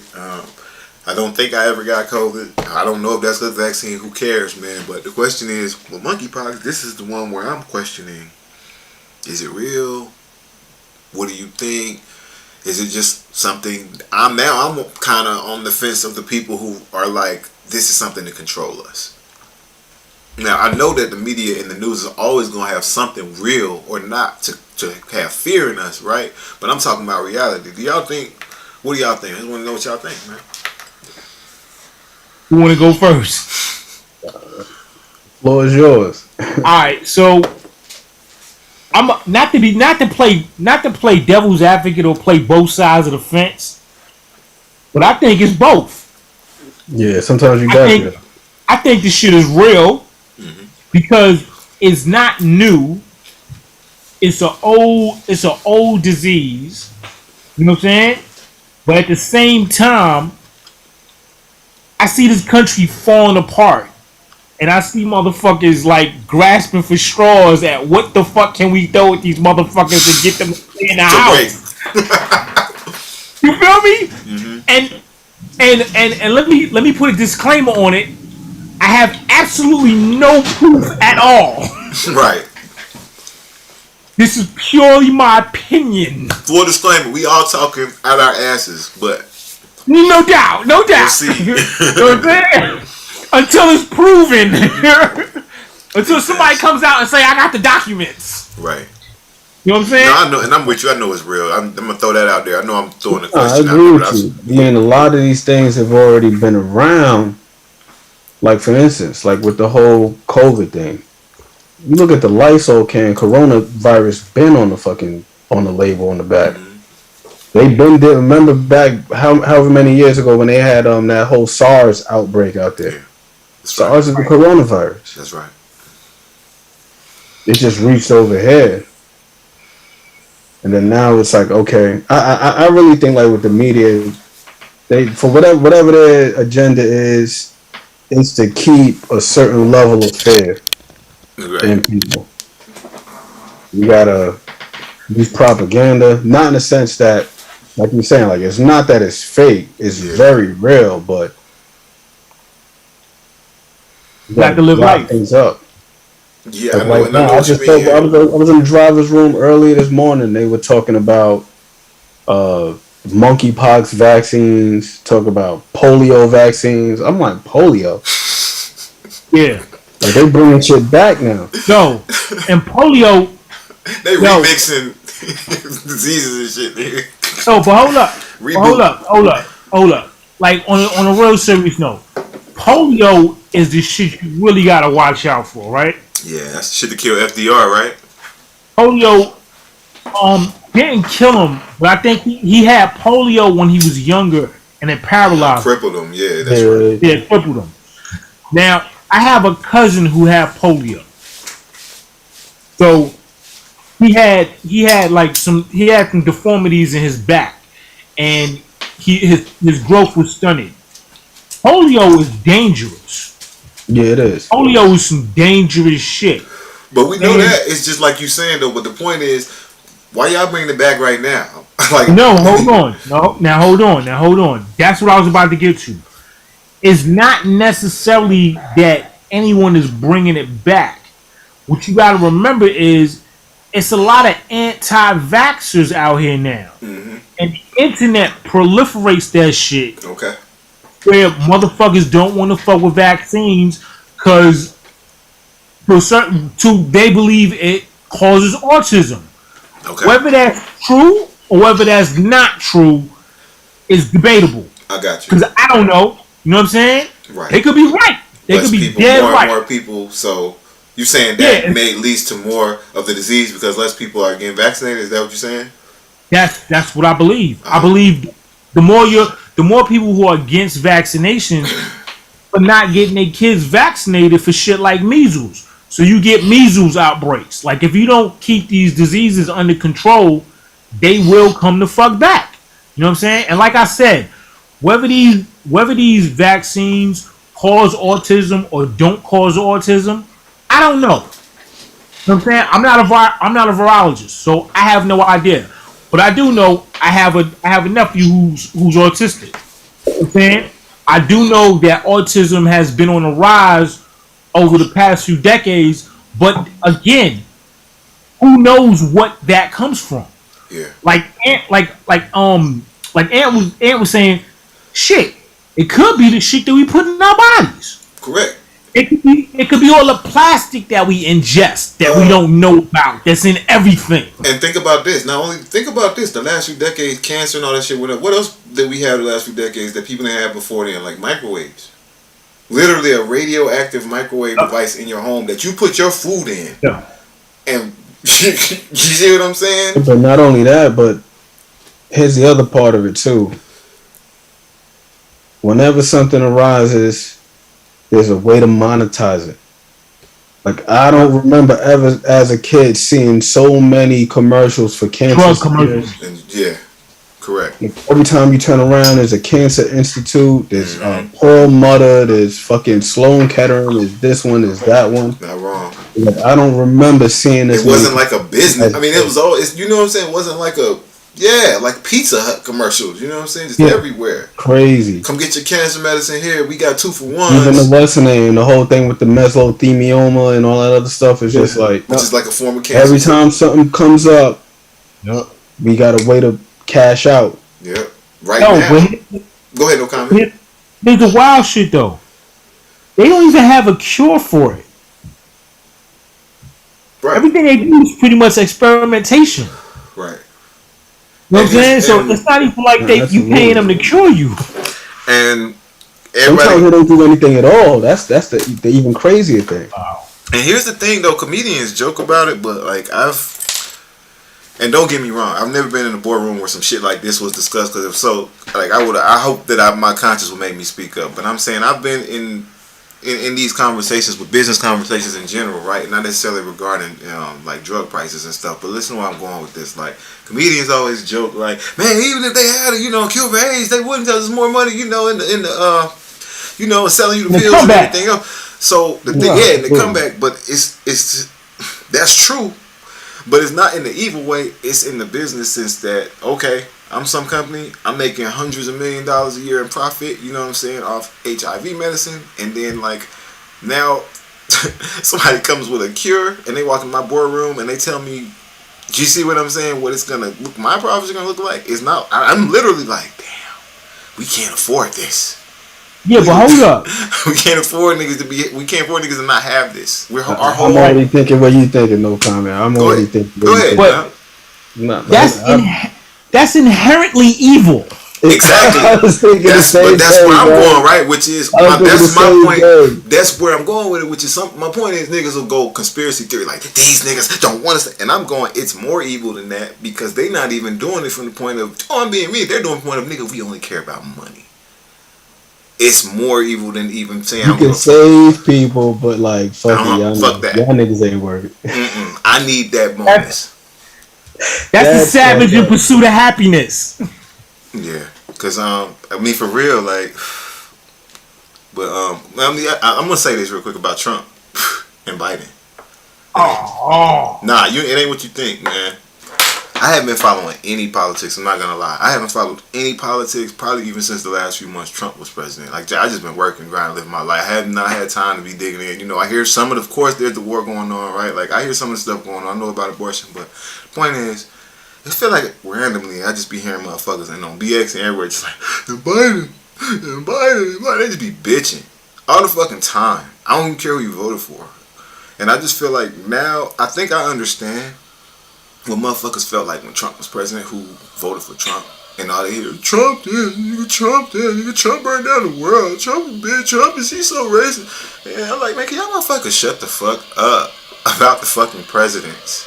Like Biden, Trump, Obama, like he's not ruining your life, whoever the president is. If he is, like, get active, go do something. But like commenting online, I can't agree with that. shut the fuck up about the president, nigga. The president is not affecting your life, and I can tell you for a fact he's not. The president ain't affecting your life. He ain't got no real power. And in the last 20 years, whatever president was in power, it didn't dramatically change your life for the better or the worse. I can't agree with that. Whatever party was in power. I can't agree with that. You made millions. You made millions when the Democrat was in office. You was on the street when the Republican was in the office. No. Check it out. You went to work. You had a job. You was trying to get fucking by. You played PlayStation. Check it out. I made more money under Trump than I think I made under any Democratic president. But now let's go back to just go back to your life though. Like you said, you made more money, but I'm talking about your life now. How much money you made? If you want to talk about making more money, I made more money under Trump. No, hold on. I made more money under Trump than any other, but that's because I got a bunch of raises, and it happened in a few years while Trump happened to be the president. All right, but hold up. What I'm saying is this. I'm saying that to the point of. I'm saying that to. You talking financially, man? No. I'm not talking financially. I'm just talking in general. Your life improved. No. I'm talking in general to your point of the president doesn't have an effect on your life. Oh man! Overall, your life has changed. So I'm saying, like, through all the presidents, right? It was like, yo, man, my life has changed dramatically because of decisions. I don't believe it anymore. I'm sorry. I know I sound jaded as fuck because I used to not believe this shit, but now I'm like, man, whatever. I'm pull up 2 points. All right. If you didn't have health care, your life dramatically changed under Obama. Because you got health care. A lot of people still didn't get covered. It wasn't full coverage. It was really still tied to a job. And I'm not putting it down, but I'm saying, in other words, a lot of people, and most people who had jobs, for me, I always had a job, I always had health care. Now, that's not saying I don't give a fuck about people who didn't have it, but for me, that didn't move me, man. It didn't move the needle. All right, but a lot of people who had jobs didn't have health care. Now, I get that, part-time workers and stuff. And that changed. So, I would say I can't say the president doesn't affect your life. And I say, all right, looking at Trump's reign, this country got a lot more racist. Not that it ain't been racist, you know what I'm saying? But motherfuckers really came out the closet. But if you think, I just don't think that was him, man. I think that was where the culture was, and with the internet, if it wasn't him, it would have been some other crazy dude on the right. I don't know, man, and that's opinion, you know. Like who though? I mean, look at Mitch. Look at all of it. They always got somebody lined up. It's just who was the face at the time, man. They've been saying crazy shit. They didn't start in 2016. I agree with you, but the difference is it was under a cover of bullshit. It was under the cover of conservatism. That was the culture of America before, I feel like, the internet culture in general. It was like racism was an undertone. People didn't say nigger. It was just like an understated thing. That was how America used to be in general. We became a lot more overt. And that wasn't a Trump thing where niggas felt okay being a fucking asshole. Niggas felt okay being a fucking racist online without having to pretend they not saying the word nigga or whatever. Like we see on BX. I don't know. That's my opinion. It's my opinion. I just think the president definitely has an effect on. I feel you, and we agree, but I'm just like, man, I'm jaded as fuck now about that politics shit. And it doesn't mean don't vote now. We agree. I know we all agree. Voting on that local level, it definitely fucking matters. To me, that matters more than anything. Those, the smaller the better. School board, county elect, all the local level stuff. And that's where those little initiatives and stuff get put on the ballot. I'm for it, right, man. And don't get me wrong. When I say the president has an effect, you know what I'm saying, I still feel fucking both. I feel you. You feel me? I feel you. I do. And I'm a Democrat. And I say that. I mean, I'm gonna vote for the Democrat with all that shit said, but it's just like, man, I'm a registered independent. That's respect. You know what I'm saying? And they both full of shit. That's true. Oh, matter of fact, they all, not both, but all them motherfuckers in there. let me put it like this. All right, one side is pussy, and the other side don't give a fuck. That's right. My side is pussy. They side don't give a fuck. That's right. Exactly. So they care. I can't My win side that care, fight. but don't got the balls to do nothing about it. They side got the balls to do something about it, but don't give a fuck to do nothing about it. They side got the balls, but they got all the wrong ideas. They like, nigga, we'll do whatever we want. Let's build a wall. And we like, man, we got a great idea. Let's take care of everybody. All right, we finally got a majority. Oh no, let's get some buy-in from more people. That's my side. We need 6 votes, man. We can get healthcare for every motherfucking country. We got 6 votes right now. But if we got 7 votes, people will like us more. So let's wait and see if we get 7, and we'll just not help everybody. That's my party. You know what I'm saying? Real hey, shit. can I say this? Can I say this? All this shit boils down to white supremacy. You blaming the man? One side. No, I'm playing. One side. You said what? You said what? I'm playing with you, bro. No, what you said? I missed it. I said you blaming the man. Hell yeah, fuck yeah, it's the man, goddammit. Why you say that, man?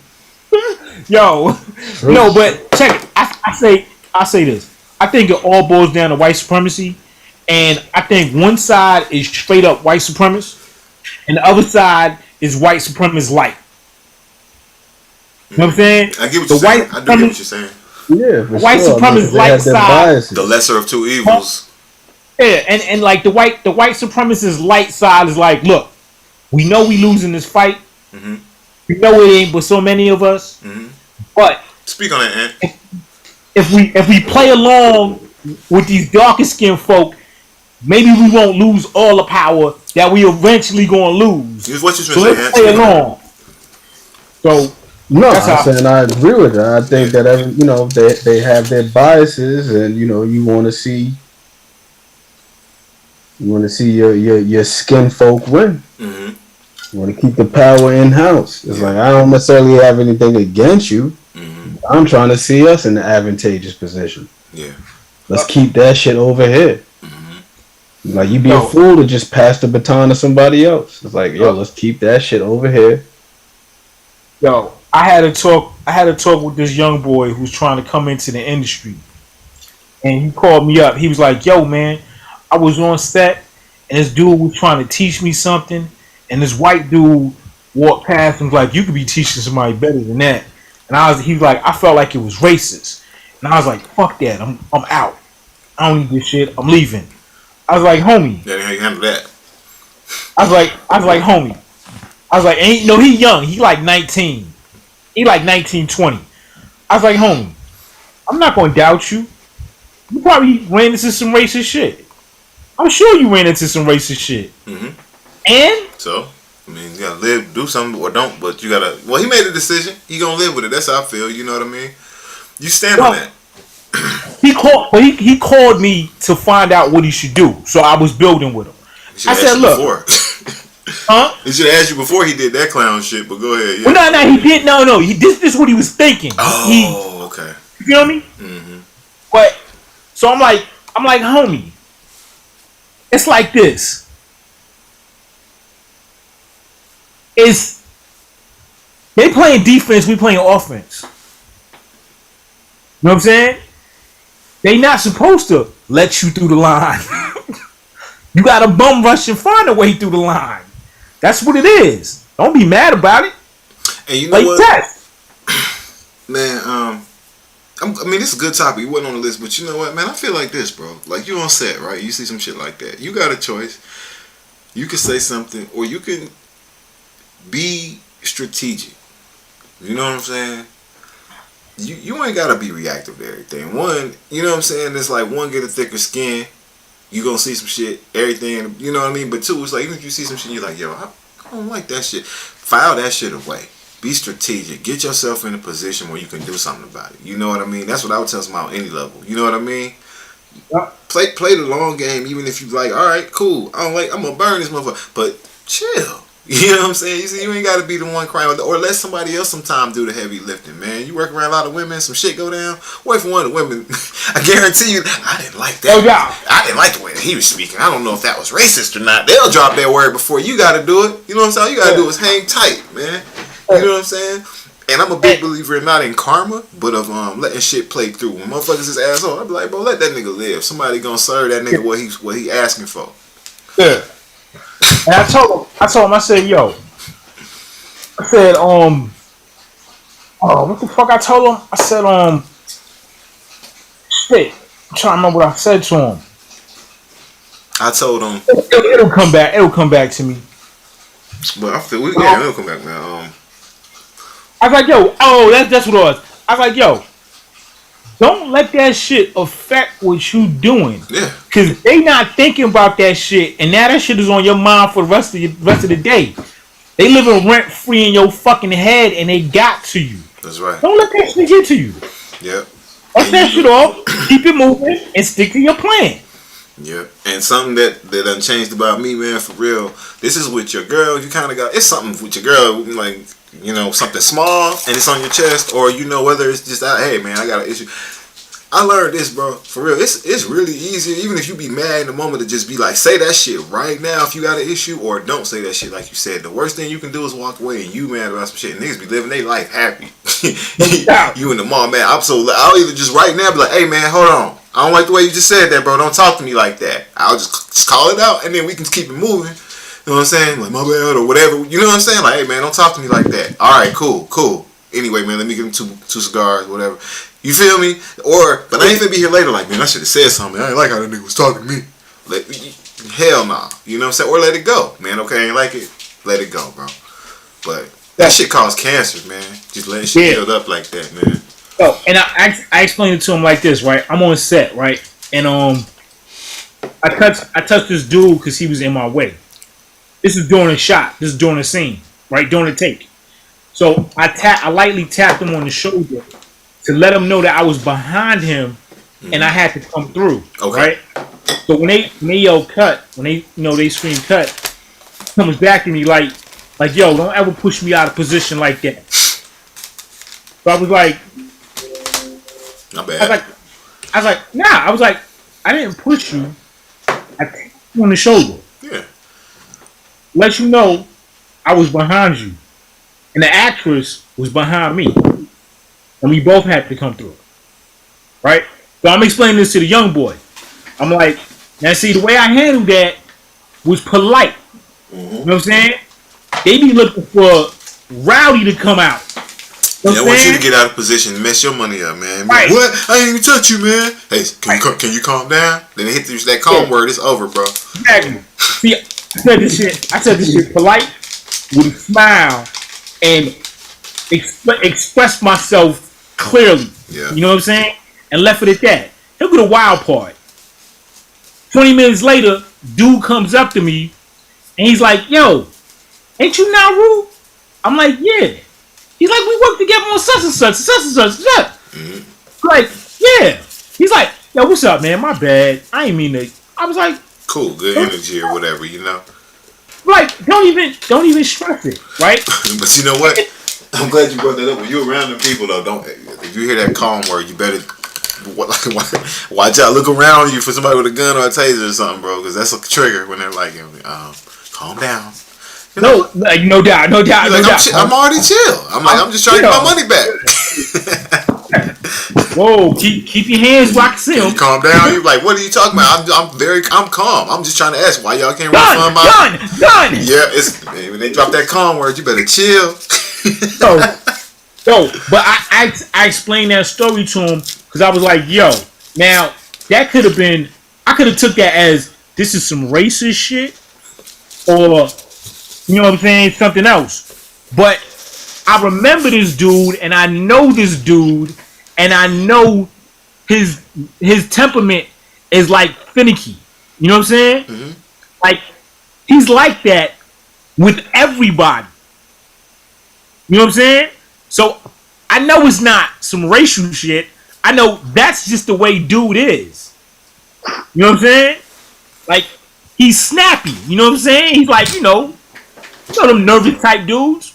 Not even nervous. He just like that. You know what I'm saying? And I was like, yo, sometimes you gotta put yourself in somebody else's shoes and what's going on with them right now? So, but never get out of character. fucking bother me, bro. Like, I'd rather a nigga be outwardly racist. At least I can know who the fuck you are than be one of them niggas hide online and say crazy shit online. So that shit don't even bother me unless you're in a position of power where it's actually bothering me. Effective, right? Like, where it's actually fucking with my money. Until that point, man, I'm like, whatever, man. I mean, I don't work. I don't know. I ain't gonna say plenty, but I don't work with some racist motherfuckers. I'm like, that nigga, okay, he ain't got the balls to say some crazy shit to me. You know what I'm saying? I can see the sticker on his car or some goofy shit, you know. But I'm like, man, look, fuck that. I'd rather know where you stand. You know what I mean? So if that's you ain't gotta hide it with me. Cool, you racist. All right, bro. You ain't gonna do nothing to me. So what's the next level? You know what I mean? Good. That's you. Cool. I'd rather know. And I ain't gonna do nothing. You know what I'm saying? Same thing. You ain't affecting my pockets. You're not finna get me out of pocket, man. Take your racist ass on. You the same as anybody else I don't like. You know? That's how you gotta look at it, man. Until it's like, hey, okay, you gonna put your hands on me, racist, or hey, racist, you just got me fired, racist. Now that's a different level. You know? That's a different level, man. But, yo, hold up. But what other topics is on the I was about to say, man. I was about to say I put in here some. I wanted to put some controversial shit. Hope more people join just to be feeling triggered or whatever. Some shit. I put fast food workers are lazy. Wait. You said what? I put fast food workers are lazy. Wow. I mean, it's not true at all. I can see that. Actually, you can't. Because it's not. It's like this, man. It's weird because it's not true at all because there's just way too many fast food workers in this country to lump them all into one category. And the truth is, there's like 3 or 4 categories of fast food workers. You know what I'm saying? And there's them people who they already know. I have a future. I just want some good old work experience, and I might even have money already. So I'm happy as fuck at work, even when shit's bad, even when the line's 20 deep. I'm a good worker. I'm a happy, good service. You know what I'm saying? Chick-fil-A, thank Chick-fil-A, right? I make 16 an hour. My parents make fucking 400 grand a year. I'm in my senior year.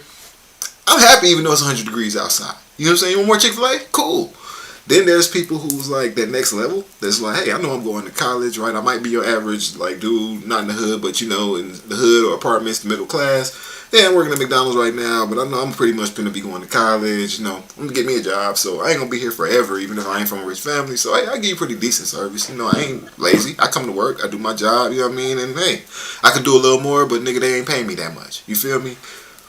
There's some motherfuckers who was like, yo, I'm a lifer. I really just can't really, whether I couldn't do better or whether, hey, I'm just cool, you know, I got what I need in life and this is where I settled at. I'm an assistant manager here or whether I'm just on the front.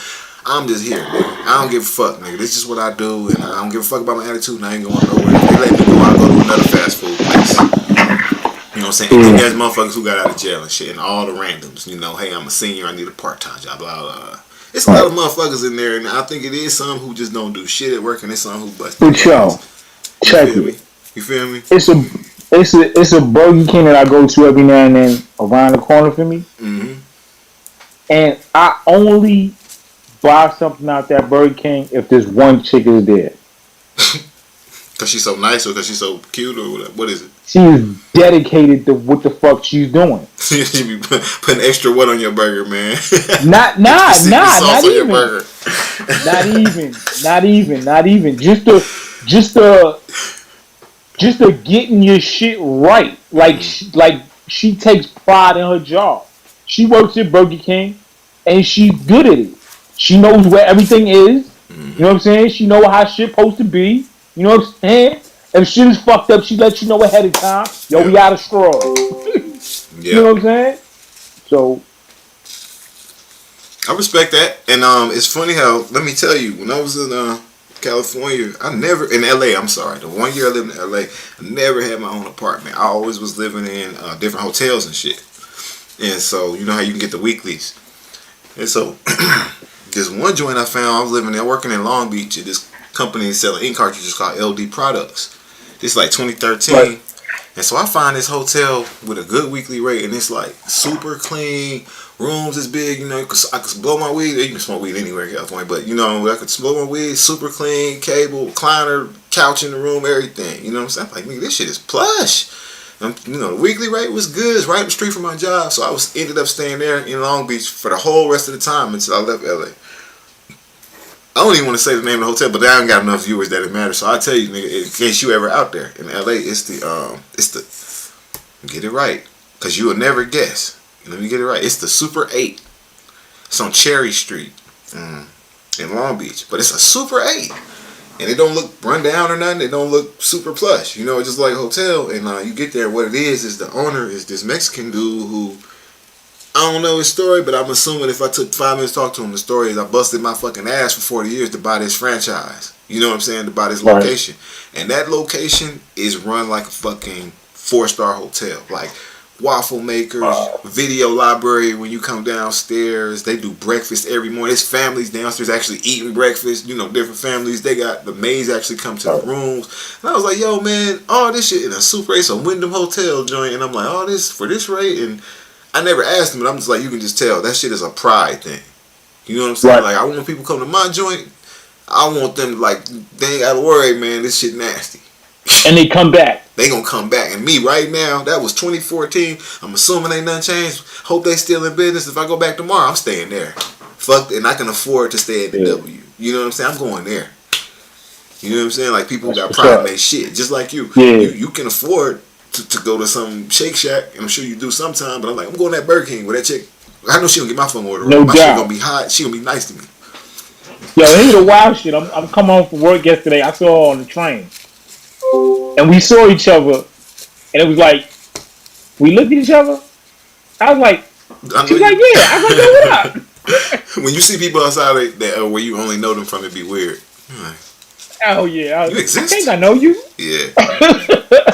But for real, that pride shit be something. I take that to heart in my job. Like, whatever I'm doing, I be like, yo, you can't ask for it, and then when you go to your job, you like half-ass it and be mad when you need something. And you on the phone with somebody and they like, you know, we'll see what we can do. Like, nah, keep that energy you had. You know what I mean?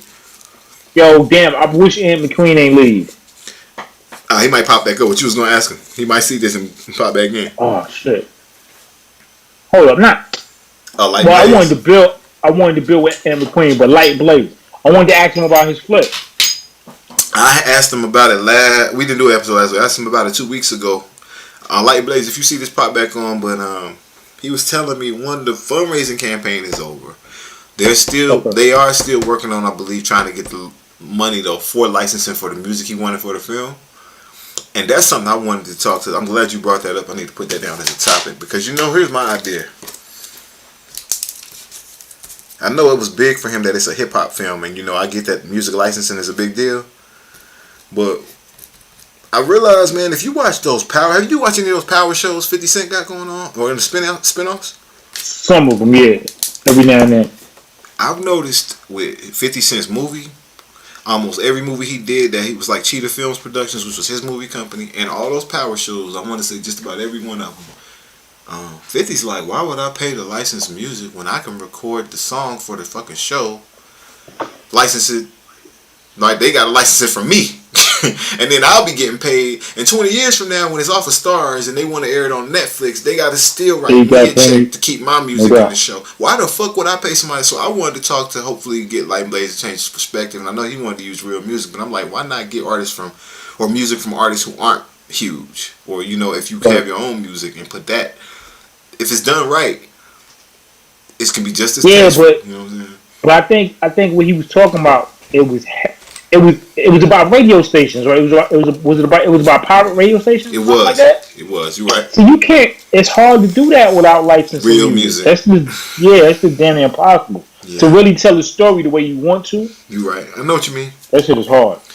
Yeah, and man, yeah, you're right. And 50's lucky that he has a gift that. He has a name already, so he can do the song, and you know what I'm saying. But right, because you watch some shows where they don't want to pay to license music. If I never watched it, but I've seen clips of that Empire show, and it was horrible. The music was trash. Yeah. Because their original music. They just make music. Yeah. This is a rap song, and I'm rappity rap. Yeah. The Ray.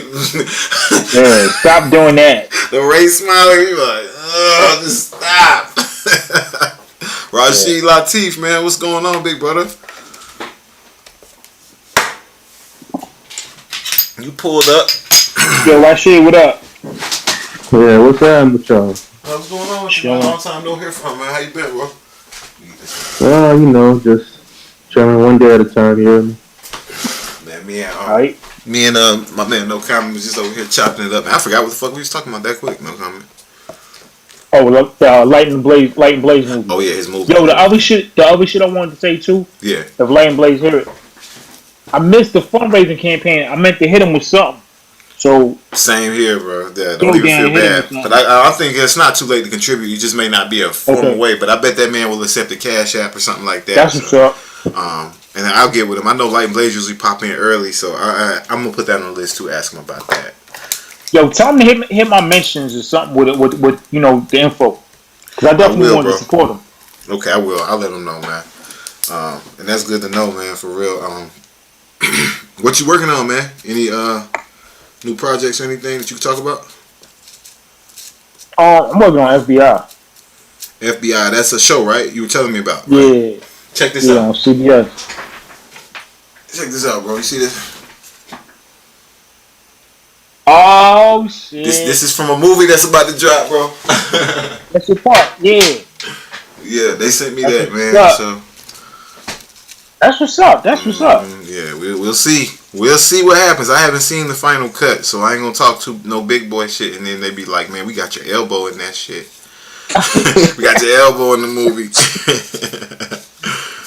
Was wild is I'm working on this show FBI. And like I never saw the show before, and like while I'm working on it, I'm like, you can't really tell how the show is from working on it because you're in the middle of it. Yeah. So I was like, I was kind of like, this is another cop show. Yeah. You know what I'm saying? I've worked on cop shows before. So I come home last night after work, after doing scenes on the show. I get home from work, and the show's on. It's like three of them. It's FBI, it's FBI International, and it's FBI Most Wanted. Okay. So I come in that house and like the first show went off, the second show is coming on. They come on back to back, or at least they did last night. So FBI International comes on, so I watch it. I'm like, all right, this is kind of dope. It was kind of cool. So then I wait for the show that I'm working on to come on, Most Wanted, and it was a show about an NBA player's wife getting murdered, and the FBI was trying to solve this NBA dude. They were trying to solve the case. This is real life, or it's fiction, right? It's fiction. I think it's fiction. Okay. But it turns out that the NBA player killed his wife, but he had traumatic brain injury. Oh, CTE. Yeah, so he had CTE. Corporate Thugs Entertainment. That's what I'm thinking every time they show that shit. I'm like, man, somebody he died of Corporate Thugs Entertainment? Damn. That's cold. Jeezy out there killing niggas.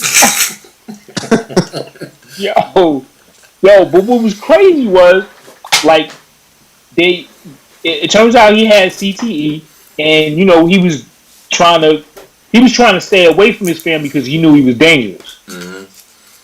And he ended up killing his wife. Damn. And the story was really, really dope. Like a real raw story, not just some typical. You was thinking it was just gonna be like any episode of CSI, whatever. Yeah. I was like, I was like, all right, I went to work today different. Yeah. You know what I'm saying? I like that. I like that, and I know what you mean too. Yeah. I know exactly that feeling. That's how I felt when I did so I did 2 movies, and I didn't. I told you, they give you a fake title. I thought I did a show. Remember, I was telling you, I did this show, and they were asking me. They told me, do you want to do some speaking line? Or do you want to do some speak? That was a movie. And when I seen it, the part 1 of it, and I was like, oh, this is polished. I just assumed it was like a little some shit. It's the same when you realize, like, oh, I don't know what I thought, because you just like you said, you cannot tell me in it. I could tell there was a lot of production value. You know what I'm saying? I could tell the scene we were on, they had closed down that whole restaurant and made it. The scene was a murder that had happened at a restaurant, and it's a crime scene taped off with police cars and shit. They had rented all the real APD cars. They had got us all the official Atlanta Police Department uniforms. You know what I'm saying? So I knew, you know what I mean? It was some legitness to it, but I didn't realize like what it was gonna look like. But they had us an official. They had real guns we had to check out. They had a dude who had to come on set. This is after Alec Baldwin shit. So Yeah. they had to come and give us a long ass speech.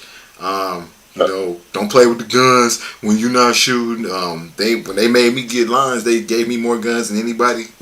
Had guns on my chest, thighs and shit, and I was like, I was trying to find the pictures, but that shit was the coolest shit ever, man. And I didn't know that was a movie. I thought it was gonna be a TV. Even on my call sheet, it said episode 9, season something, but it was a movie. Oh, glare and shit. Can y'all see that?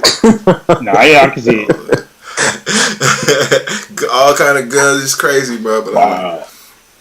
it's ridiculous, man. But I was like, yeah, this industry, and I'm not even an actor. I just showed up on set, big muscles, and I knew that what I was doing too. I wore a tank top and shit. I was like, all right, they gonna. I didn't have. That one picked me. Yeah, and it was 5 cops. All the other niggas was. You know what else? A cop. When you think of a cop, right? Clean shaven and shit. You know. Like the only other nigga who like he had a chance, he had like not a beard like you, which probably would have went, but it was like you just ain't shaved in 2 days, and I was like, they're not gonna like that, right? You know what I'm saying? Either have a beard or don't, but you the cop, you gotta commit. You can't have no scraggly. I know that shit. You don't see no cop with no 3 o'clock shadow. You know what I'm saying? There's no in between. Nah, no in between, bro. Yeah. And if you a beat cop, nah. Yeah. So anyway, I was like, I know they gonna. I wasn't thinking about a bump. I honestly wasn't. I didn't know what that was at that time. I just was thinking like, I know they gonna notice me. You know what I'm saying? That's what the goal was. And that boy learned about a bump. But that bump is real. That bump is real. And then they start piling up is what happens. Like, when I got my actual check, and it had all kind of bump. It was like rain bump, $15 because it rained. Yup. You know about all this shit. I ain't never seen it. I was like, rain bump? They're like, yeah, we pay you extra because it rained. Paid you extra because you got in a stunt car. Paid you extra because you ate Chick-fil-A. Paid you extra. Oh, the Warriors won? You get them safety bumps. Mm-hmm. Hazard bumps. Yep, hazard bump. I saw those. One of those, COVID pay bump for taking a COVID test. Fitting bump for going to a fitting. And so it really do add up. So when you see it, it says like 150 for the day, and then it really can end up being, 200. It can end up being $500 a day for you. You know what I mean? Hey, SAG is real. Mm-hmm. It is. And thanks to these 2 movies I'm in, I'm now a SAG member, Screen Actors Guild. So official. Okay, so check it out. This is how the president affects your life. Trump is anti-union. When he tries I know about that shit. You know what? Go ahead. What's funny is what was funny when he was coming in office is being on set, watching people celebrate that he was in office. Yeah. And then like a month or 2 later, watching a face when he said some shit against unions. Yeah. Everybody looking at you like, you voted for him, remember? Nah, man, and I feel you, and I feel like we talking about 2 different things, because you saying like, yeah, the president does things and can pass laws and shit that have an effect on the people. I wasn't saying that. I was saying like macro. You talking more micro. You know what I'm saying? Like, here's a thing that happened. Here's how it can affect your life, right? You know what I'm saying? But I'm talking macro. When I say macro, when I'm going out from any president I can remember during my life, you know what I'm saying? I was basically in the middle class. That's what I mean. Like, big picture, I'm like, what really changed? You know what I'm saying? My mom, whoever was in office when I was a kid, I watched my mom get her ass up, go to work tired as fuck, come home tired as hell. You know what I'm saying? And we wasn't never hungry. But that's another thing. No matter who was the president, we wasn't never hungry. We was going to have some food in the house. You know what I'm saying? It's like, right. Whoever was the president now, whoever the president next year, my ass going to have to hustle and go get it. Right. That's what I mean on a bigger level. Whoever was the president then, whoever's the president now, weed is still same price. It costs a little more for exotic shit. Like, some shit, it's just like, now, yeah, do things happen in the interim, and I'm just like, I ain't never seen the president really come in, all the promises, that they really was doing any of the shit they really said, or some drastic shit have happened by now. Well, one of these, you know what I'm saying? Like, yo, right. Fucking Clinton presidency, all the money, you know what really happened? Like, the Clinton presidency at the end, the .com area, yeah, lots of billionaires and millionaires was made, but nothing happened in the hood. Lots of people, Bill Gates and all the motherfuckers came out like, yes, nigga, the 2000s, yes, nigga. And we came out like, all right, we had Black Planet. We got MySpace pages, nigga. We got MySpace pages and spinners. That's what we came out that bitch with. So I'm like, man, I don't care. Like until I see a president, Spinners. we got spinners. So until I see a president, I wanted to see like, yeah, Obama's not president anymore, and like, and there's a number like 12% of black people are now millionaires. That number used to be 0.5% or some goofy shit, some stupid shit, outrageous shit, and you won't see it. You just won't see it. And even the gun shit is the biggest example. You can talk, they can pass all this little bullshit. They can even pass them. Think about this, bro. They can pass your abortion laws, which are laws, whatever side you stand on, right? Whether you agree or don't agree for abortion, right? They can pass abortion laws, which are laws that we're talking about. Whether you agree or babe, it's living or not, we can agree that you're talking about a human who's not yet born. We're passing laws about humans who are not yet born, but you don't have the balls to pass laws to actually save lives of people who are already here. Right. Nobody want to touch the gun shit. Sandy Spring happened during Obama. Shit happened during Trump. This shit just happened during Biden. And you know what's going to happen? If a Republican win the next election, it'll be another school shooting and a whole bunch of more motherfucking people, kids get killed, and ain't shit going to happen. On God, I know that's a fact. Nothing will I know it's a happen. fact too. They not gonna touch them niggas' guns, so that's why I'm like, don't know you talk all that politics shit. Y'all ain't finna do nothing. Yeah. You just better hope it ain't your kid's school and shut the fuck up. Yeah. And sit back and You know- ride. You know when I knew? Well, this when it hit me that I knew nothing was ever going to change about guns. When all them little white kids got killed, Yeah, that was it for me too. Sandy Hill. That was me too. I was like, wow. And the ages that matters. That matters, bro. The ages when they're 3 and 4 and 5. Yeah, little kids. You think about that. Now think about our color. Sandy Hook. I'm sorry. Yeah. Now. Yeah. I think about what if that building was people that look like me and you in our age. They really wouldn't have gave a fuck.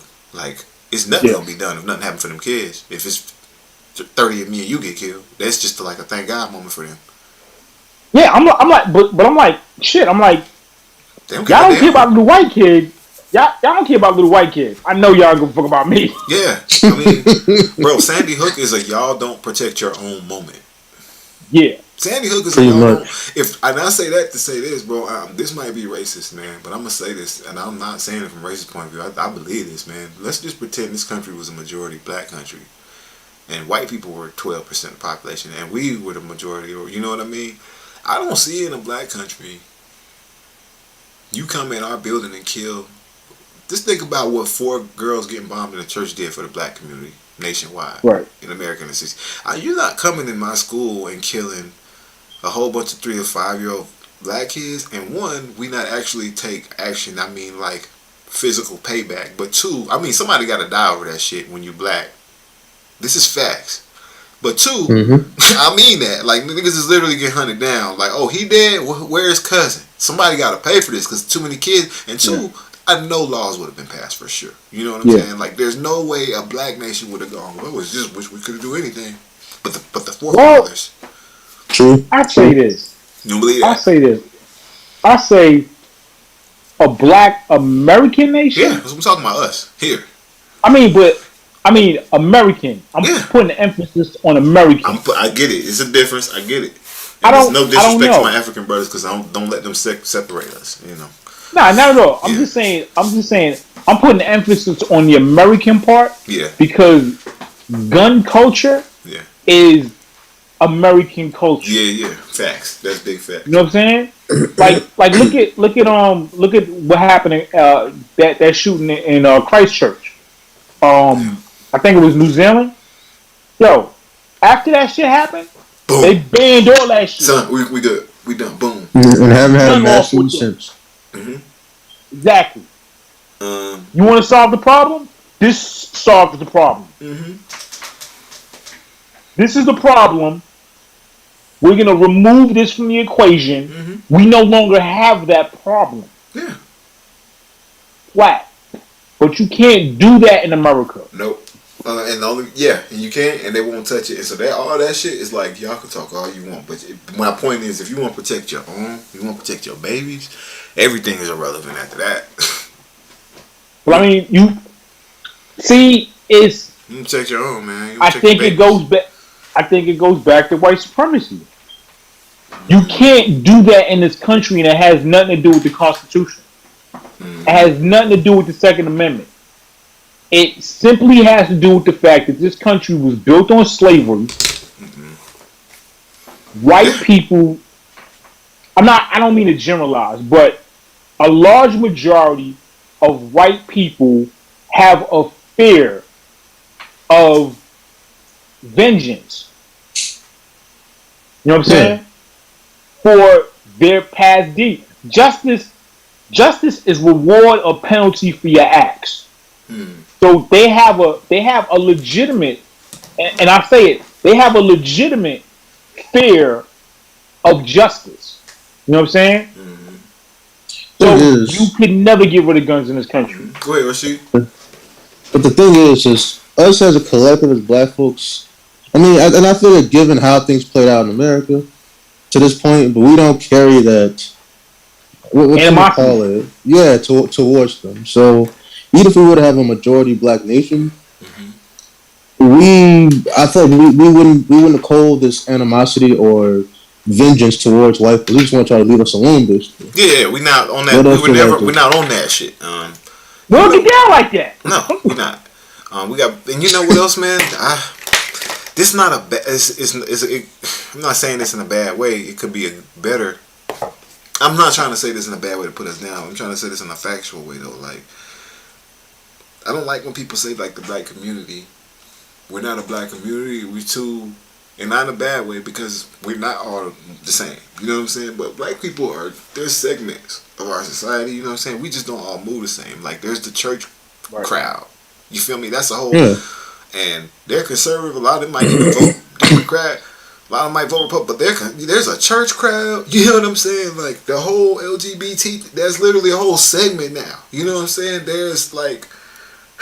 It's so many different types of black people that when I hear people say black, because we'll never get along on everything, because the black community is so diverse. It's so diverse. You know what I'm saying? Multifaceted. And so they try to boil us. It's like we can't get along. We can get along on some basic shit, but I just feel like the gun thing, maybe we would be quicker to come around on. You know what I'm saying? Yo, especially how violence affects us. You know. You know what's wild though?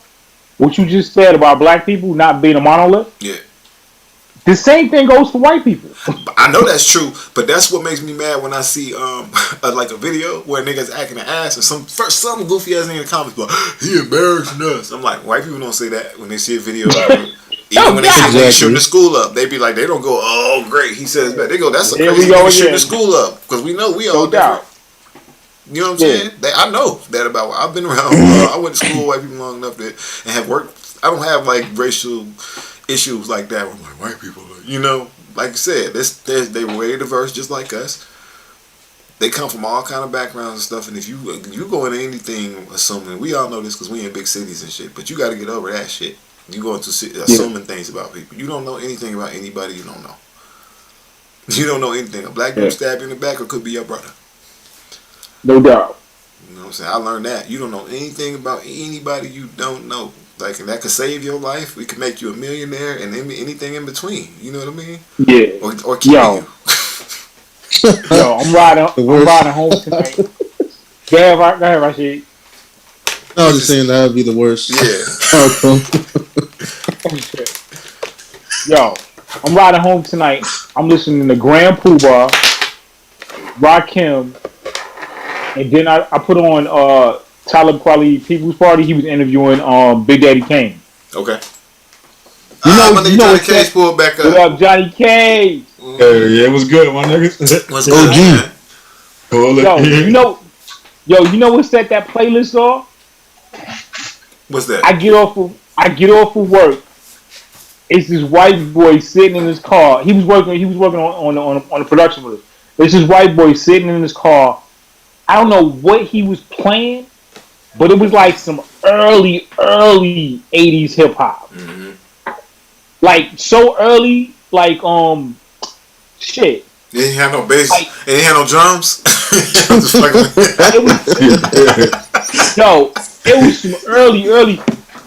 I can't remember the name of it, but it was on some Planet Rock shit. Yeah. It was some real It was some real obscure Alright. early hip hop shit. Yeah.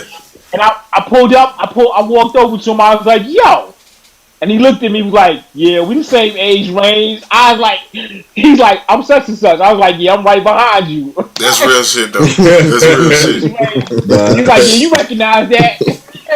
It's real shit, man. Oh, shit. Hey, that reminded me. This was like it had to be before COVID because I used to live on the other side of town, east side, man. But in over in Stone Mountain, Latonia area, I used to stay over there.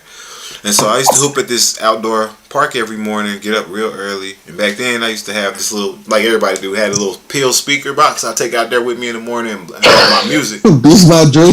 No, not Beats by Dre, but just one of them little pill-shaped speakers, JBL or some goofy shit. But I'm out there listening. When I hoop, this is still true, but now my playlist got a lot more shit in it. But when I hoop, back then it was mainly drill music. You know what I'm saying? Both sides, but FBG Duck, Dirk, all that shit that we still listen to, and some of them niggas who gone now. Rondo, LA Capone, I was hooping all that shit.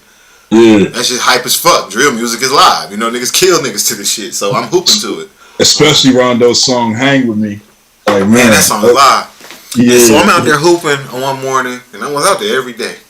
Hooping one morning, and it's like 2 half courts. The way this court was set up is an outdoor half court, the fence divided, and then another half court, right? So dudes can't run fulls, you know what I'm saying? Just 2 halves.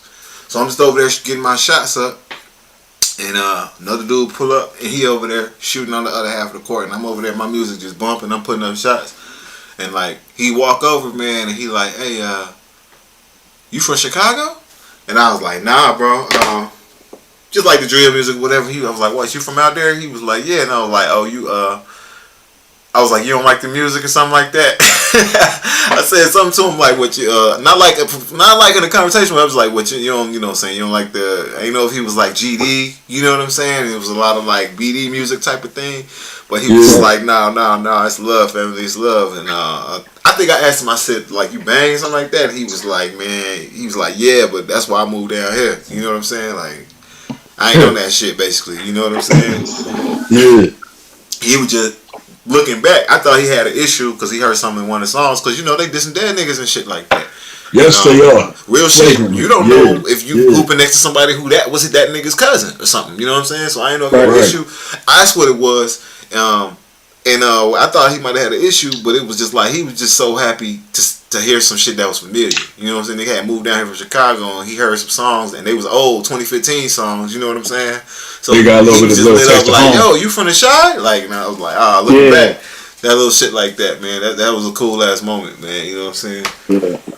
But yeah, that's what now I wear my headphones, not because of that, but I live in a different area now where them white people be like, they wouldn't care if it was yoga.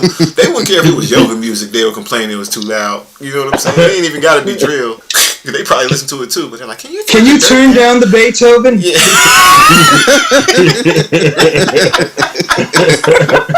Real shit.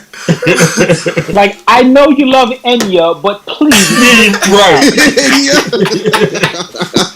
Look, you gotta call your girl and explain why you in jail over classical music. Baby, you got $300. I'm gonna get you back, but these niggas tripping, man. Niggas just trying to get his fucking jazz on. But yeah, man. So now I wear the headphones, but that's funny, man. I want to ask you this, man. And my nigga Johnny Cage pulled back up. Oh, did y'all hit like a bar or something? I was gonna ask you how was the event. I'm about to turn the air on real quick. Man. No. It was just my cousin came over here. I ain't seen her in a minute. Know what I mean? So my mother gave all kind of food and all that. So I'm like, all right, cool. Let me go holler at the homies real quick. But after she smashed all that, she want to come back and yap and catch up. I'm like, all right, come on, my nigga. You know what I'm saying? That's like my big sister. I got you, and I heard all that too. She the homie though. That's what's up, man. I appreciate y'all pulling up. I think next week I'm gonna make a real thread or whatever. I mean, why not? Yeah, whatever. I ain't scared, man. Whatever. I might go ahead and start another account now in case they ban me. Then it'll be a week by the time I need to use it. Yeah, I'll probably do that. Yeah. They do be picking niggas off on some BS, bro. They be on some weird shit, but it's cool. I don't even know who they is, and that's what really bugged me. I wish I knew who they was. That's what bugs me too. I tried to look that shit up. I couldn't find anything. No business affiliations or nothing. I couldn't find shit. I trying to find out who owned BX. No leads. Hey nigga, you know how they just had the AI rapper or whatever, the little artificial intelligence nigga? It's yeah, it's probably an artificial intelligence administrator, nigga. You know what I'm saying? We all, you know what I'm saying? Yeah. We on the AI nigga stuff. That would actually be pretty fucking hilarious. I ain't gonna lie to you. Cause it do be random the shit they be hot topicing, man. You be like, my balls. They be like, hot topic. You be like, nah, yo, it's definitely an algorithm for that. You know what I mean? On some like inmate from the asylum type shit. Yeah. But man, you know what, man? I'm actually, this ain't on the topic list at all, and this might be something worth visiting again, especially when there's a bunch of people in the room. But it's worth talking about with this three or four of us right now. What you got, my nigga? Man, this ain't just complaining about commercials, and I ain't talking about like no actual YouTuber. YouTube and the quality of YouTube, from what it was, it's not even the same app no more as what it was 20 years ago. And 15 and 10 years ago, niggas got on there to watch a funny clip or a funny video, you know what I'm saying? Or even a bootleg episode of a show you was trying to find or something. Like, when you get on YouTube now, man, I'm talking about from the ads. And not only is it just the amount of ads, it's the kind of ads, spammy, shitty ads selling you like literally real estate scams. Nah, when Google bought it was a wrap, nigga. So I'd say blame Google. Yeah. But if you scroll through, and I mean, if you type in any, and you can do this like right along with me right now in real time, type in the name of your favorite artist and then the word shot. Like, you said the word what? Shot. Okay. Some BS will pop up, huh? Drake shot. Yeah. Like, there's so many videos of people who just type in anything. Just clickbait. There's no more videos of actually what you're looking for. If you type in a video of like Curry, finals, Boston, just through 3 words, you might want to see highlights from the finals that just happened. Curry, finals, Boston. You're going to see shit like Steph Curry curses out Celtics in locker room. Clip of Steph Curry rubbing out cigar on the, you know what I'm saying? Like, you literally see all this shit that literally didn't happen just in real first 10 results. I ain't talking about look for it. And I go, what the fuck is this shit even? The misinformation is just trash. What's gonna happen? What happens, man? Nah, you know what I think is gonna happen? I think there's gonna be a new YouTube, and it's gonna be somehow related to blockchain or crypto. It's gonna be a Web3 version of YouTube, and it's gonna be similar to the original YouTube. Something like that, right? I think so. But eventually, it's gonna turn into what YouTube is now. But what I'm saying about it, the example of typing in Curry Celtics Boston, that's circling back full circle to what we was talking about, the Novaks and all that shit, and all. It's already been that way, and the politics shit has penetrated every aspect of YouTube, like where everything is a debate. You know what I'm saying? Everything is like misinformation. Nothing is not just videos that shouldn't happen anymore. You know what I mean? Like, even the titles on videos be lies. Like, it'd be a video you saw of a news station from Atlanta that reported a robbery, and it'll be like, man, in Chicago, because they know niggas is looking up Chicago and shit. Man, in Chicago robbed store. You'd be like, that's Atlanta. It even says WSB2 at the bottom, right there on the screen. You know why? Bugs the shit out of me, man. Why? Because it's monetized. Yeah. That's right, and I know that part of it. That ain't no surprise, but it's. I know something now that I work in the business. And I ain't talking about the acting shit. Even I work in TV now. I'm like, you said the business like you got OnlyFans or something. And not acting. But let me say this, man. It's even saying that it's monetized doesn't excuse that, because one thing I know that there's always advertisers that there's always ads to. You know what I'm saying? Ad space to sell, and there's always people who want to buy those ads, and there's people who are going to click on those ads. You're going to get unique views. It's not even an excuse to say even we're monetized. You can still be selective about your content, or somewhat more selective. Let me say that. You know what I'm saying? And the ads you allow. You got people lining up. You don't have to take everybody money. Niggas selling real estate scams. Hey, man. You still going to work? Why don't you just look at this quick video? Yo, you know what's wild? Since I've been using the VPN, all my ads are German. Swedish. Oh, yeah. You know, I use a VPN, but it just say that I'm in like, I pick different states, so I still get American ads, but it's funny seeing the local, you know, Wisconsin ads and stuff like that, or whatever. I get shit like, it'll be some cheese commercials. And it'd be like a fire on it. It'd be like a fire. Yeah. You know what I'm saying? Like, damn, that cheese do like no processing, okay? Like, all right. Yeah. They stand on So their like business. if I'm in a car and I got YouTube on, and like I stop at the light or something, like I'm my window down, and you know the ad come on, yeah, and it's in Swedish. Yo, people look in the car like, what the fuck is going on over there? looks like it are funny. That's fucking hilarious. For real, man. I was going up my. Yeah, man. I think. No, go ahead. Go ahead. No, you got it. No, I was just gonna say. I think YouTube. I think there's gonna be a new video platform that's gonna be Web3 based, or possibly even metaverse based, and I think it's gonna eventually take over. Possibly. Yeah, I wouldn't be surprised if it was metaverse based. Huh? Yeah. Have y'all I wouldn't be surprised if it was metaverse based.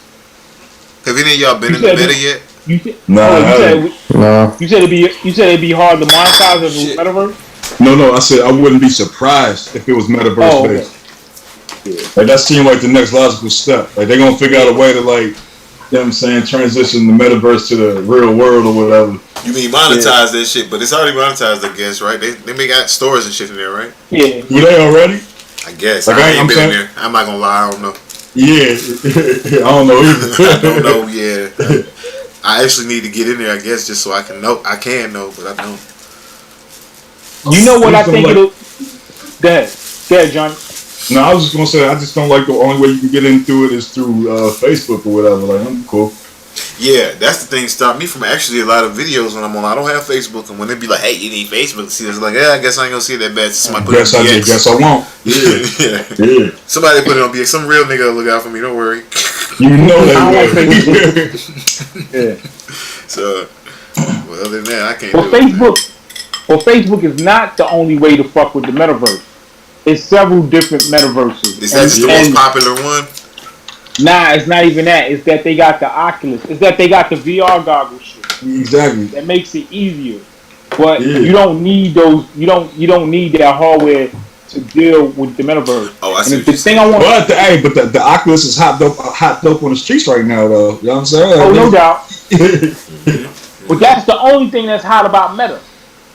You know what I'm saying? The Oculus. Like, yeah, like when you compare Facebook's metaverse to all the other metaverses, there's no comparison. They're far behind. Yeah, I get what you're saying. If you look at Roblox and you look at Meta, they're 10 years behind. All these big companies are playing catch up. Yeah. But that's how it always is. Yeah, all these companies are playing catch up. All these governments are playing catch up because when we were saying, "Yo, this is next. This is what it is. This is the new thing," they was like, "That's monopoly money." Yeah. It ain't monopoly money now, homie. Exactly. And you know, I wish I'd have slept a lot longer. you know, I don't know. A lot of people know the story. Most people now know the story about Blockbuster and Netflix, but a lot of people don't know the story about Kodak. You know what I'm saying? How the Kodak Film Company and how they actually had somebody in their own company in the 80s who came up with digital camera. Like, yo, nigga, we don't even need film no more. Yo, dog, got a digital camera, dog. Yeah, we can sell niggas. And you know what I'm saying? The company was like, nigga, you know what I'm saying? This shit will end our business if we don't sell film no more. Killed that shit. And of course, now you don't buy Kodaks no more, but digital cameras is multi-billion, trillion-dollar business. They right here on the phone now. You would have that's Kodak. That could have been Kodak in everybody's phone. Exactly. Just not to licensing mention it out. moving them. Not to mention we would have had better quality photos 20 years in advance than what we had them. So you would have had good pictures of fucking Bob Marley and John Lennon and shit. And, you know what I'm saying? But yeah, they killed niggas would have caught whoever shot Big by now. Know what I mean? Yeah. Like, And you see, we got it in 4K. Yeah. And you know what's crazy? That's a perfect example. We was talking about at the beginning of the show. When we was talking about, man, even if they had the HIV cure, they gonna kill it because it's not. That's the same example in for Kodak. They like, nigga, we got the answer right here. We don't even need to film them. They like, nigga, shut the fuck up, nigga. We selling a lot of film. Like, if you get your ass on, nigga, what is you talking about? They killed that shit. They probably bodied that nigga for real. Like, bro, you gotta go. Niggas didn't hear about digital cameras again until the fucking 2000s on their ass. Nigga, all this weed we selling, you talking about Molly. Yeah, he got disappeared, nigga. They were like, bro, you can forget about digital cameras, nigga. We sell film. Like, that's how people in the future. You know? People live in a moment, and people don't think things are gonna, evolve. That's right. So, That's right. And even when you see, and look, let's be real, all them people aren't stupid. Sometimes you see what exactly what's coming, but you go, I'm fucking 55. I'm 60. I'm trying to ride this thing out. I know what's coming, but I just want to cash out, basically. You know what I'm saying? I'm just happy making my money now. I just saw Gilbert Arenas. I know you're not into sports, but this is more on the financial side of it. Gilbert Arenas was an ex-NBA player. He was just talking in an interview about people who said his last contract with the Washington Wizards was overpaid. And he said it was. He said, I was injured, I didn't play, and I was overpaid. He said, but what y'all don't know, he said the owner basically had came to him on the side and just said, thank you for being loyal to the franchise and getting us out of the post-Michael Jordan years. I just want to pay you this or whatever. It's like, that's what the owner want to pay you? Fine. Anybody would take that. Take that. You know he was getting millions for doing nothing. But the point is, watching the game from home, just like me and you. And he said the owner said to him, "I know you probably don't will probably not play the value of this contract." He said the truth is, I'll probably be dead before his contract ends. And he did die before that contract ended. The old owner of the Wizards. He died in 2012 or something like that. The contract was too. Point is, it's easy to make them decisions when you like, nigga, okay, even if I know it's a bad deal, all right, I'm cool. What they gonna do? Take my grave, nigga? It's easy to make these type of decisions. Yeah, but so I can see but it. Joe, but he was paying him for what he did, not what he was gonna do. Possibly could do. Yeah, exactly. And with that's good too. And that's those kind of contracts are just as valuable to me. It ain't always you don't always get it up front. You know what I'm saying? It's good to take care of people like that. And that's more of a thing you do for other people too. You took care of him, but it's to show other future players like, hey, come here. Exactly. We're gonna take care of you, man. Even if you get hurt down the road. You know what I'm saying? Yeah. That's what my team did. Klay like Thompson the Bulls did to that nigga Jason Williams when it was like, nigga, they had it in his contract. Like, yo, stay off your fucking motorcycle. What did he do? He was on his motorcycle. Broke him, saying? And they still honored the contract and paid him out though. They didn't have to do that. That's right. You know what I mean? Yeah. Like, they didn't have to do that at all. Like, nigga, we could have let you be stupid and let you just be, you know what I'm saying, broke physically and financially. That's right. I get what you're saying. Yeah, they're like, you know what, in that case, I would have been like, we gonna need some of that back, bro. What you doing? What you doing, man? Come on, you gonna have to, come on, man. Come with a your album ain't selling enough, homie. We got to recoup. 15, 20, 30, we need a cut, because that shit was done, man. Right. You gotta pay. Right. You gotta be contract. Yeah, we got contract. Oh, Birdman. All three of y'all. That was the goatest moment in radio history, man, because all these rappers talk about all that shit they gonna do if somebody say this Birdman, and they ain't like he hold nobody, but I want to see Will Smith versus Birdman now. What you say about my wife? Nigga, is you finished or you not? Is you finished or you just done, man? Say some shit about my wife, nigga. I'm from Philly. I'll slap the shit out of you, nigga. On the biggest moment of my life, nigga, on God. Oh shit. Will Smith fucking post prime Jada Pinkett. Now slap me, nigga. I wish you would, boy. I'll whip Will Smith ass, nigga. Bitch. Yeah, alright. So that nigga Will flashback to that Ali training, nigga. Right, so nigga. combo on you, nigga. Alright. All right, then you better forget your ass was acting, boy. That fucking that headline he was rocking in that movie. Hey, man. Man, I keep having this flashback that I think, what? It's 50 Cent who I keep envisioning as the host of that show. I'm like, he's not slapping 50 Cent. You're not doing it. You wouldn't have did it, Will. Nah, I mean, but he wouldn't. that should be such a horrible moment for so many different reasons. It was. Can we, bro? You know what? Nobody want to say this because it's a real thing, and you don't want to make light of anything. But Patrice O'Neal was diabetic, and he had the most diabetic jokes.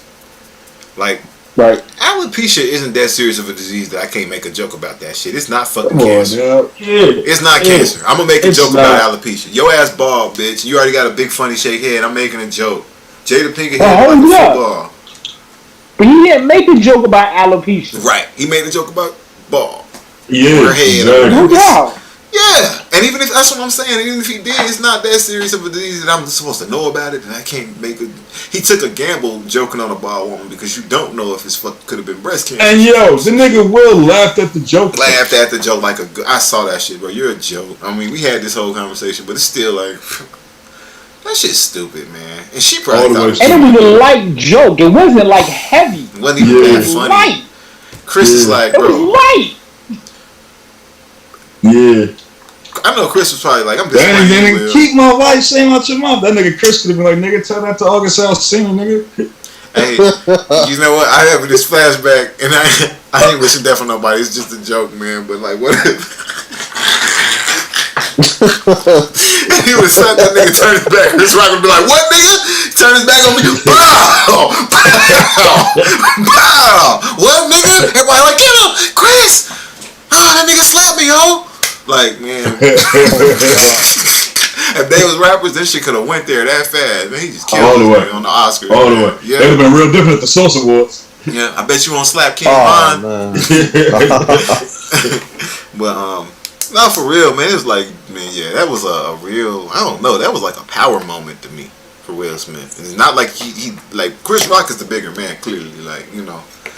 He the bigger man, and he the funnier person, and the more talented, and you know what I'm saying. But I mean, as far as I feel like Will did that on some power shit. Like I can slap you, and then I can sit down, and I can turn my back on you, and you're not gonna do nothing. Yeah, like it was a straight power move. All right. First of all, like it was that was a very embarrassing moment in African American history, right? Just like him smacking. Why? No, why? We just talked about this. Why I gotta be embarrassed for all black people? Now hold on. Let's be real. Let's be real. Go ahead. It was embarrassing. It was embarrassing because Will Packer was producing it. Chris Rock was hosting it. It happened during Questlove's winning an Oscar. Another Philly homie. Yeah. And it took away his moment because nobody remembers that Questlove won an Oscar. I didn't even know he won an Oscar, bro. At all. I don't even know Questlove had an Oscar till right now, and that's sad as fuck because I like Questlove and respect him, and he's the most talented one. Niggas forgot all about that. Yeah, man. I just respect the Questlove for getting that, man, for real. Congratulations. That's why it's embarrassing to black. No, we're not going backwards though. Listen, 3 different reasons. We just went there though. No, we just went there. And we ain't famous. And whatever happens to some black nigga do not speak for all of us, bro. We too different. No doubt. Nah, I feel you on that. We know that. We know. I feel y'all though.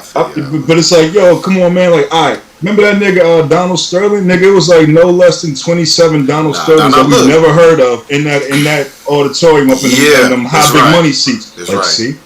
But you know what? I look at it the other way around. This was a great moment in black history. You know why? Because a black man slapped another black man, and you know what? They didn't rumble on live TV. It's that Chris Rock was like, you know what? I'm gonna be the one here to save this moment and not have it turn into like a nigga moment. Where like, hey, bro, yo, you know what I'm saying? Because it could have been bam, bam, bam, bam, niggas on the table, somebody jump in. It's the Dre, some nigga tried to stab Dre moment at the Vibe Awards. You know what I mean? Nah, I ain't rolling, my nigga. That sound like some Dr. King shit, my nigga. Like, yo, like the soft bigotry of lowered expectations, my nigga. Like, you know what I'm saying? Like, hold on, at least we ain't have a shootout. You know what I'm saying? Like, that nigga ain't stab him. Yeah, he stabbed him. No, I'm saying no. Not that he ain't stab him. That they didn't even fight, bro. That it was a bigger moment where. Think about that. Actually a slap in the face. Now, even though it was an invitation to a duel 200 years ago, still that's some shit that you associate with like a French nobleman, or you know, think about it, or a king or somebody, a dignitary, right? Like think about them slapping somebody, and that was their discipline. I don't need to necessarily pulverize you. I don't need to brutalize you. And the fact that there was no physical confrontation after that, it's almost like, you know, black people have elevated to this.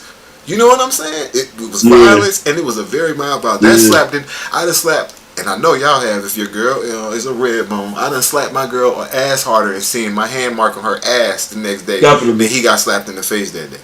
Even though big facts. Definitely. Shout outs to the marks when you leave him and see the next day you like, I did that. Hey, I ain't gonna lie though, as embarrassing as it was, that nigga Wills, his post slap walk off was smooth. Big facts. Okay. You like the swagger on the. Yeah. He's like, yo. Hey. That nigga just casually walked back to his seat. No, he walked to his seat with the same confidence of a nigga who slapped you. He going back to his car. He know that's what a Glock is. He's like, I wish this nigga would follow me. Yeah, come on. This nigga would follow me. That's where my baby's at. For that thing. Oh, wow. Got my baby in the car in case you want to come. Oh man. Yo. The last thing I'm gonna say about this shit is, what you got, my nigga? Congratulations, Questlove. Congrats to Questlove. Straight up, man. Straight up. Congrats. What was the name of the movie? It was like Soul something, right? It was exactly right. I looked this shit up. Actually, I want to shout out to No Comment because I don't know what your role was in it. Maybe you can tell us, minor or major, either way. But I did. I hate to say I haven't seen the end yet, but that's how I watch movies sometimes. I'll be busy, so I'll watch, you know, the first 2 thirds, and then I watch it like next third the next morning or something. I started that movie, and it is a great movie, man. The King of Staten Island. Oh, okay. When I say Pete Davidson? Yeah. Like, that movie, first of all, niggas gotta give him saying, shoot my nigga Pete some bail. That nigga's funny. Been funny for a while. And that movie was good, man. Yeah, I love how it's kind of based on his real life dad and all that too. I love it, man. That nigga Bill Burr was hilarious in it. Yeah, he's hilarious. He's hilarious in real life, man. He was the first one that had the balls to stand up that was like, women really? Housewives? The hardest job in America. He was like, women are breaking their backs, bending at the waist, putting tapes in the VCRs. Yo, I fucking love Bill Burr, yo. Yeah, so do I. Me too. And he was friends with my favorite comedian, Patrice O'Neal, who I still quote to this day. I quoted Patrice O'Neal to my girl the other day. I told her a joke that most women wouldn't laugh at, and she was dying. And I was like, man, I know I still didn't tell her like Patrice, but you know. Yo, Bill is mad cool too. Yeah. I can tell. Mad. He's married to a black woman too, ain't he? Yeah. Mm-hmm. Yo, he is mega fucking cool. They got a podcast. Mm-hmm. That's right. He gave me tickets to a show. Yeah, listen. I took the wife out there. I love it, man. I fucking love Bill Burr, yo.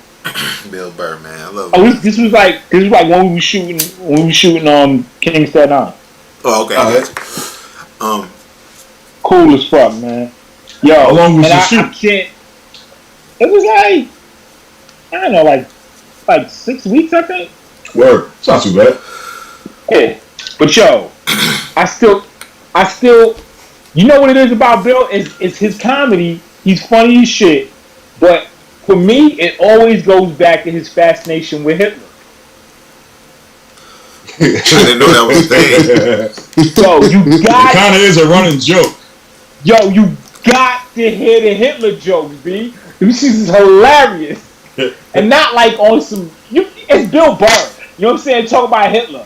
This shit is funny as fuck, yo. I know Every time anything he talking about is funny. Just off. And let me ask you this: have you seen the famous Philly rant? Of course. Oh my Y'all say- no, not the Of course. No. 15 minutes. Yo, you gotta play that anytime somebody from Philly popping off. Like, what a Philly rant. Shut your ass up. And it's not the rant. It's not the Philly rant. It's the Bill Burr Philly bomb. Right. Philly bomb.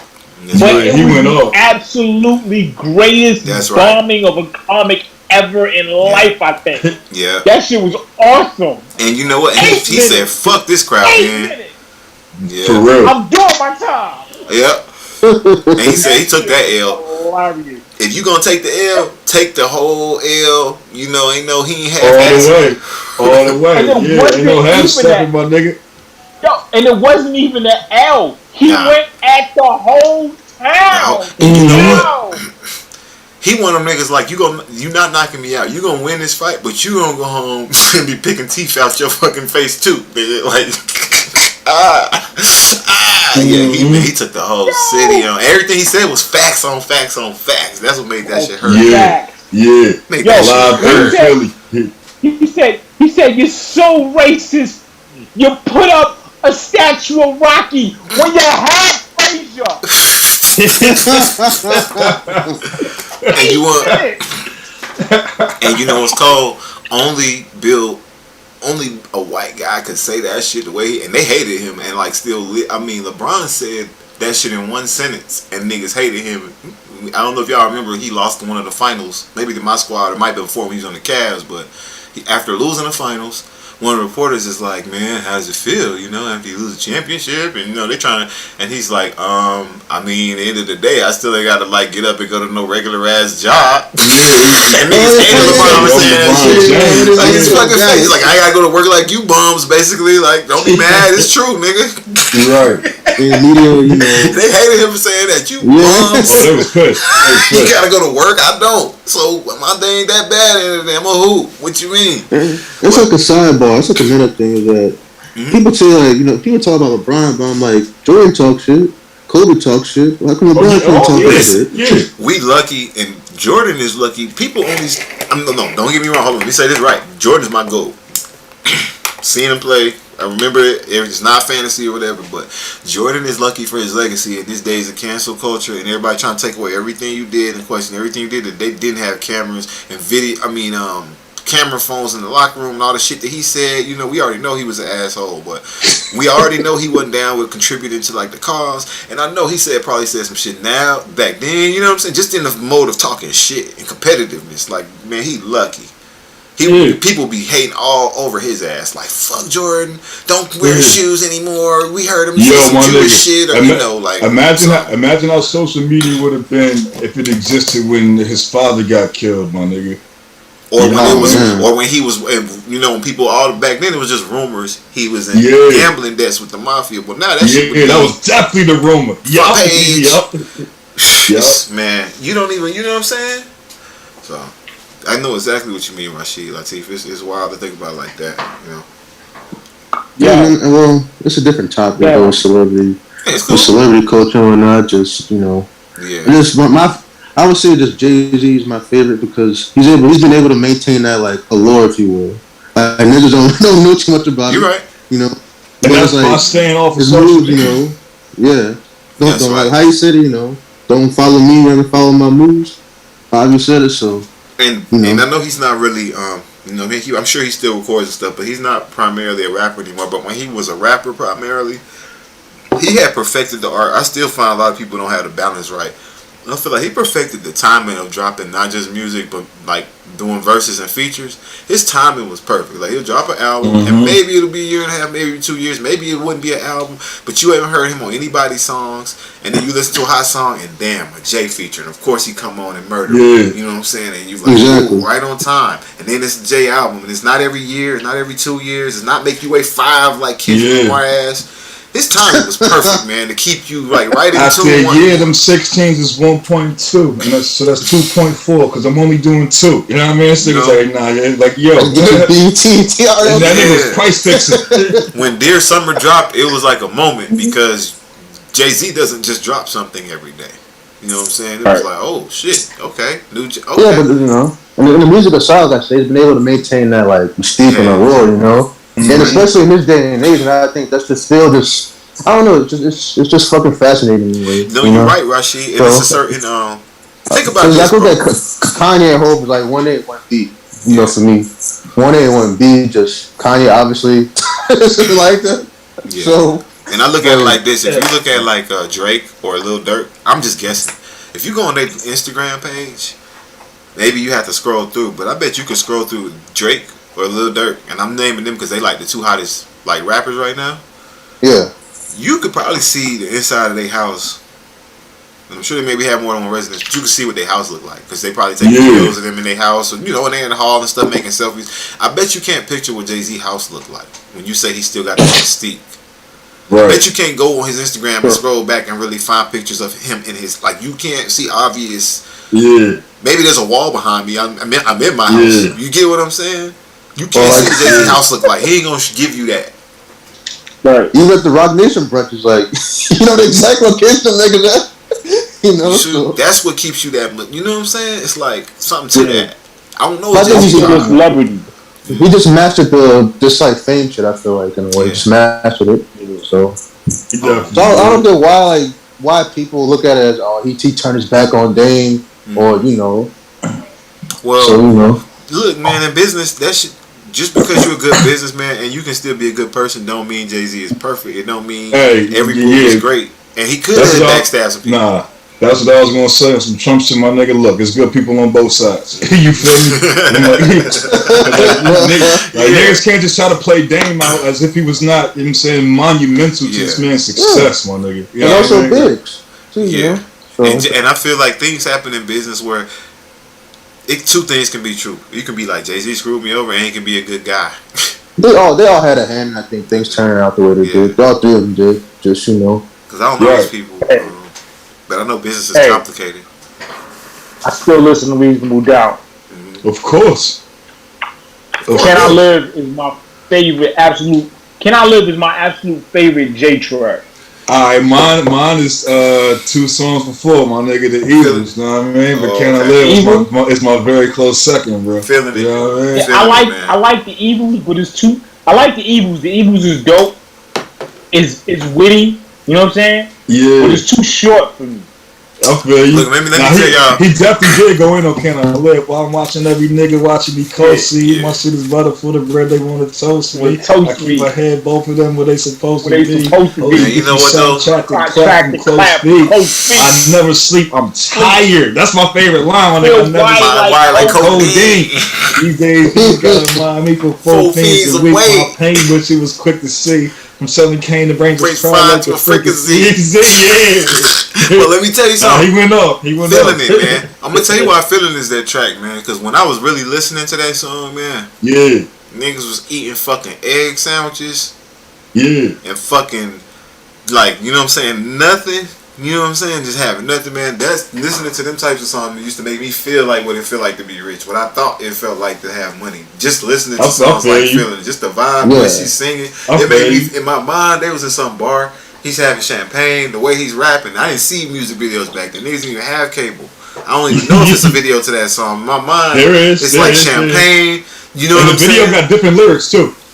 Oh, is it like the clean version, right, or some shit like that? Nah, you know what I'm saying? Like, this nigga was just spitting different bars in the video. But that song, man, to me, it's like, that made me feel like that's what I want to feel like. You know what I'm saying?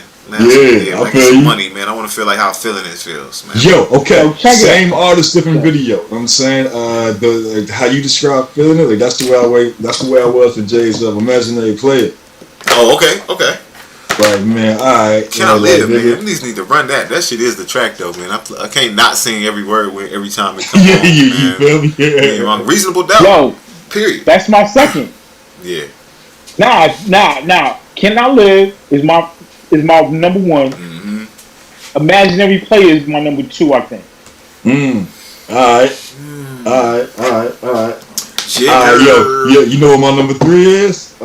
Dead President's the original, not the one that's on the album, my nigga. Not the one with Nas. Yeah, I get you. Nah, the nigga, I just spit that Wonderama shit. Me and my conglomerate, cause like he barred. That nigga did not waste a bar on that whole like song. The remix better. Yo, Jay, I check it. You know how today young kids listen to drill? Yeah. And they want to be on that drill shit? Mm-hmm. When I was listening to Jay, wasn't nothing on my mind but getting money and making shit run smooth. Money on my mind. Big fact. Yo. So that you damn, bro, you just explained that perfectly. Like that was the spirit. Like that was the energy that came through from listening to it. Like, nah, let me ball out. Like, let me figure out a way to hustle, sack some bread up. Like, yeah. Yo, now the energy now is like, yo, I'm gonna kill a nigga. Yeah. Yo, check me out. I stayed for at least like 2 years straight. My anthem was was last song. First song. First song.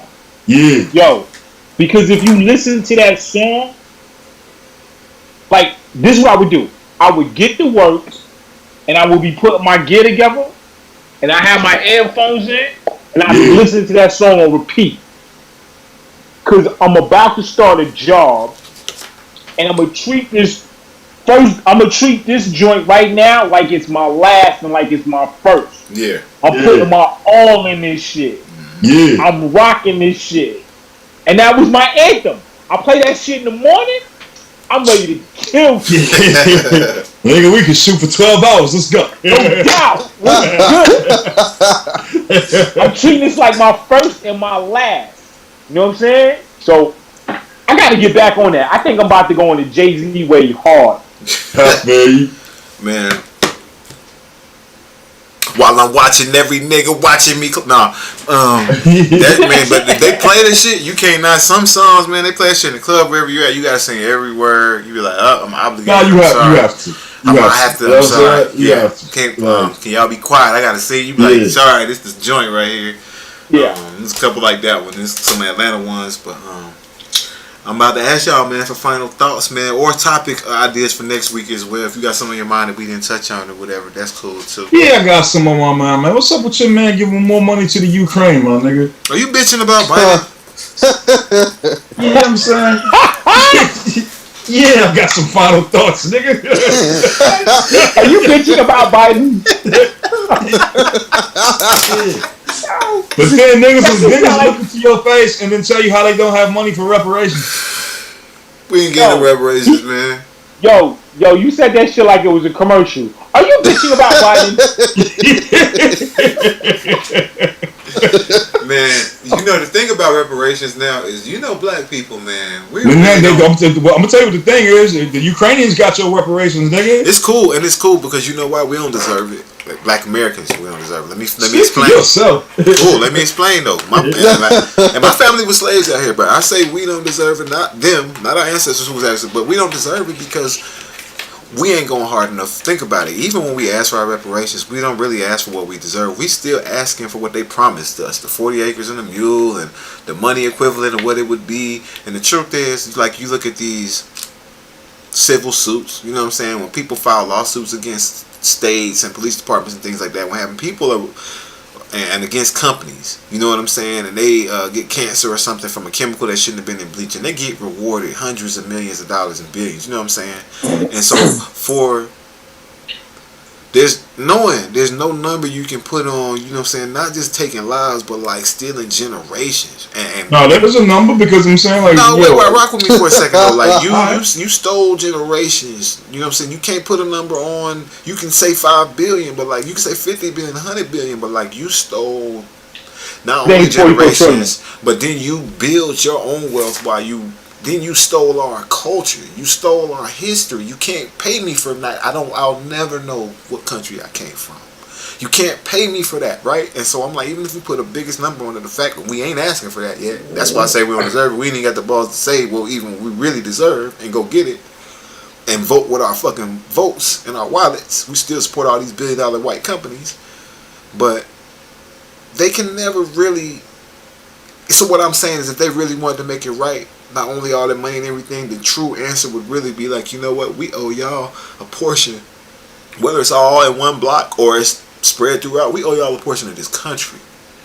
See what I'm saying? And what, you know what I mean? Like, we owe y'all more than just like a little bit of land. Look, we owe you, you know, not a reservation. You know what I'm saying? I mean, literally, like, nigga, it has to go deeper. Like, you have ownership. Like, treat the state as a stock and say, you know what I'm saying? Me and Johnny Cage and no comment on 1% of the state of Virginia. You get what I'm saying? And the profits and things of that nature, and get dividends. That's why you would really give reparations. Say, yo, you truly have ownership. We really truly feel bad about what we did. They don't want to do that. That's reparations to me, not just a check. Man, hey, them Native Americans got their reservations. You know what I'm saying? Like the Japanese that was, you know what I'm saying, in internment camps, camps, they got their money. You know what I'm saying? And they got marched by gunpoint to the reservation. They didn't get to pick where they at. And the ones who on the reservations is the ones who that's true. The ones who didn't go got killed. The ones who was like, nigga, no, I like it right here in Sandy Springs, Georgia. They was like, well, unfortunately for you, my nigga, we building fucking Six Flags and White World over here, whatever it's called. So get to stepping. White Waters. We building White Waters over here. Well, I like it right here. They killed them niggas, bro. Fuck all that. So then, but then don't make it seem like it was a great deal. And they were like, oh, we get reservations. Well, cool. All right. No, but at least they got some. Like, what about the folks that was living right there where Lake Lanier is now? What they get? That was them. That's what I'm saying. That's what I'm saying. That was the Native Americans. They were like, we like this lake, nigga. This shit clean in Georgia. This whole state was natives. They were like, yeah, we like Georgia, man. It's by the coast. It's real cool. You know what I'm saying? We just landed over here in Savannah, and we think we like this whole. You know, we like all this. It's like, so we gonna do. Y'all know what's nice? Wyoming, where there's nothing.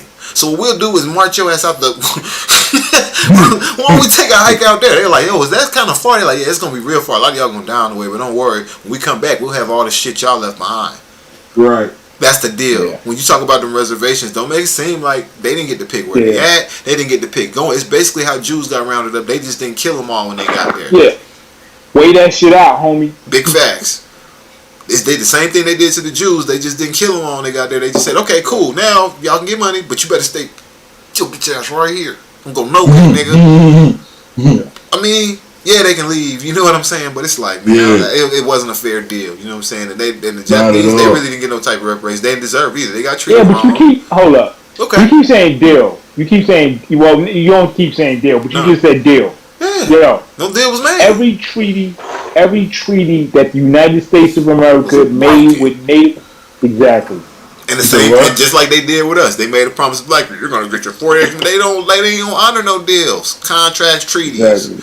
Nah, the white folks got this. That's what I was just saying. Deal, like, yeah, don't make it seem like it was a good deal. Like they were like, yeah, we get these reservations. No, they got told, here is the deal. That was the deal. The white folks got their land grants and all of that. Like that's what Dr. King was yapping about before he got killed and all that. Like all this economic reform. You see what I'm saying? Yeah. Like they got their land for agriculture and everything from the government and subsidies and everything. Like, well, how's that? Yeah, but he got. Like, nigga, we were sitting in line first. I think Martin got killed over some other shit. What do you mean? What you think? The poverty thing he was fighting over, or what? Yeah, he got killed over that. Nah, he got killed over that. Hey, why don't all those black and white poor people get together? Whoa. Yeah. Whoa. Gotta stop this. Whoa. Yeah. Yeah. Which is like, now think about that from like the POV of like J. Edgar Hoover. So yo, this nigga's almost talking communism. That's right. Like, yo, you know what I'm saying? Yo, you really gotta go, homie. Think about when Malcolm X, from a perspective of you trying to divide white and black people, when Malcolm X was just talking purely pro-black, you know what I'm saying, and Nation of Islam, we're okay to have you on the CBS News and come and talk with us, morning shows. Yeah. But when you on some Universal, and I've been to, you know, now that I've been across and I've been gotta go, and I understand that the white man is not my enemy. Whoa. Fuck out of here, nigga. We can't have this. Yo, turn this TV off. Oh, you on that Martin? Yeah. You on that Martin shit? You on that same shit, Martin? You thought it was going. You thought shit was sweet, huh? Yeah. I mean, so we know. You know what I'm saying? We know what that is, and I don't know if that shit's changed, but I will say that we have come far as a country, because I don't know about y'all. I can say this now, I'm proud, and I hope it still never happened. But even if it happened now, and knock on wood, it won't. It won't have the same impact if it would have while he was president. But I didn't think Obama was going to survive his presidency when he got elected. I thought. Yeah, I mean that was definitely on my mind too. Yeah, and I never put the energy out there. I never even said that shit. You know what I'm saying? Niggas ain't even want to speak into existence. Nope. Yo, but you know what? He killed that shit because he know everybody was thinking that shit. Mm-hmm. Yeah. You know when he killed that shit? When he killed that shit on his inauguration day. Mm-hmm. He killed all that shit. When he stepped out the limo and walked around, he was like, yeah, he was like, nothing gonna happen to me, bitch. Fuck all this bullshit. Alright, check this out. Funny you say that, right? Because his inauguration day, the first time he got elected, I was right there in the yellow section. You know what I'm saying? There's a part that is not, you know what I'm saying, reflected on TV. Mm-hmm. Alright, when you standing right there, you looking at everything, and you know they swim and all that. They let the cannons off. When they let the cannons off, nigga, in the crowd, ain't nobody know that. You just hear people screaming because niggas ain't know like what it was. Yo, I ain't gonna lie, bro. That shit was terrifying. Yeah. You know what I'm saying? Like here they come. And you know what else? No comment in Johnny Cage and Rashid about him getting out that limo on that inauguration day. You right about one, it being a power move. Like, ain't nothing gonna happen to me. I'm getting up out of it. I'm walking. But you know what else it was in my mind? Like, it's also one of the things like, if it's gonna happen, man, let me go. It's gonna happen now. Let me go. You know what I'm saying? If it's gonna happen, I ain't ducking this shit. I ain't gonna be scared to get out of a car. Exactly. You see what I'm saying? If it's gonna happen, it's gonna happen now. I ain't gonna be scared to get out of the car for the 8 damn years like this every time. You know, nah. I'm getting up out this bitch, man. I'm walking. What's up? No I'm doubt. the president. So you're right. It was a power. It was a swing. I'm over here now. Yeah. And it was a, if it's gonna happen, man. You remember that for Casino? I'm over here now. I'm with these guys. hey, Casino got to be top 5 big dirty deaths at the end of the movie. I'm talking about putting them niggas in the cornfield, bro. But that's the movie, man. Buried alive. Buried alive. You can see the mouth still coming out the mouth. I was like, oh, this movie is, man, them all-time great movies. It's sad that the cast of those movies is down off. It reminds me I'm getting old. The more movies I watch and I see, damn, he gone. Hey, at least we had The Irishman. Man, we did, yeah. Ray Liotta was a good one, man. And Paul Sorvino too. And you know what's great now about watching all them old mafia movies? You see the whole cast of Sopranos, his kids in them. All them niggas, bro. Yeah. There's an old episode of Sopranos when Lin-Manuel Miranda, who did what's that play that everybody's Hamilton? He's in the Sopranos acting as a bellboy in one episode. Random episode where Paulie and Chris kill a waiter. And that's the episode where Lin-Manuel Miranda, he got like one line.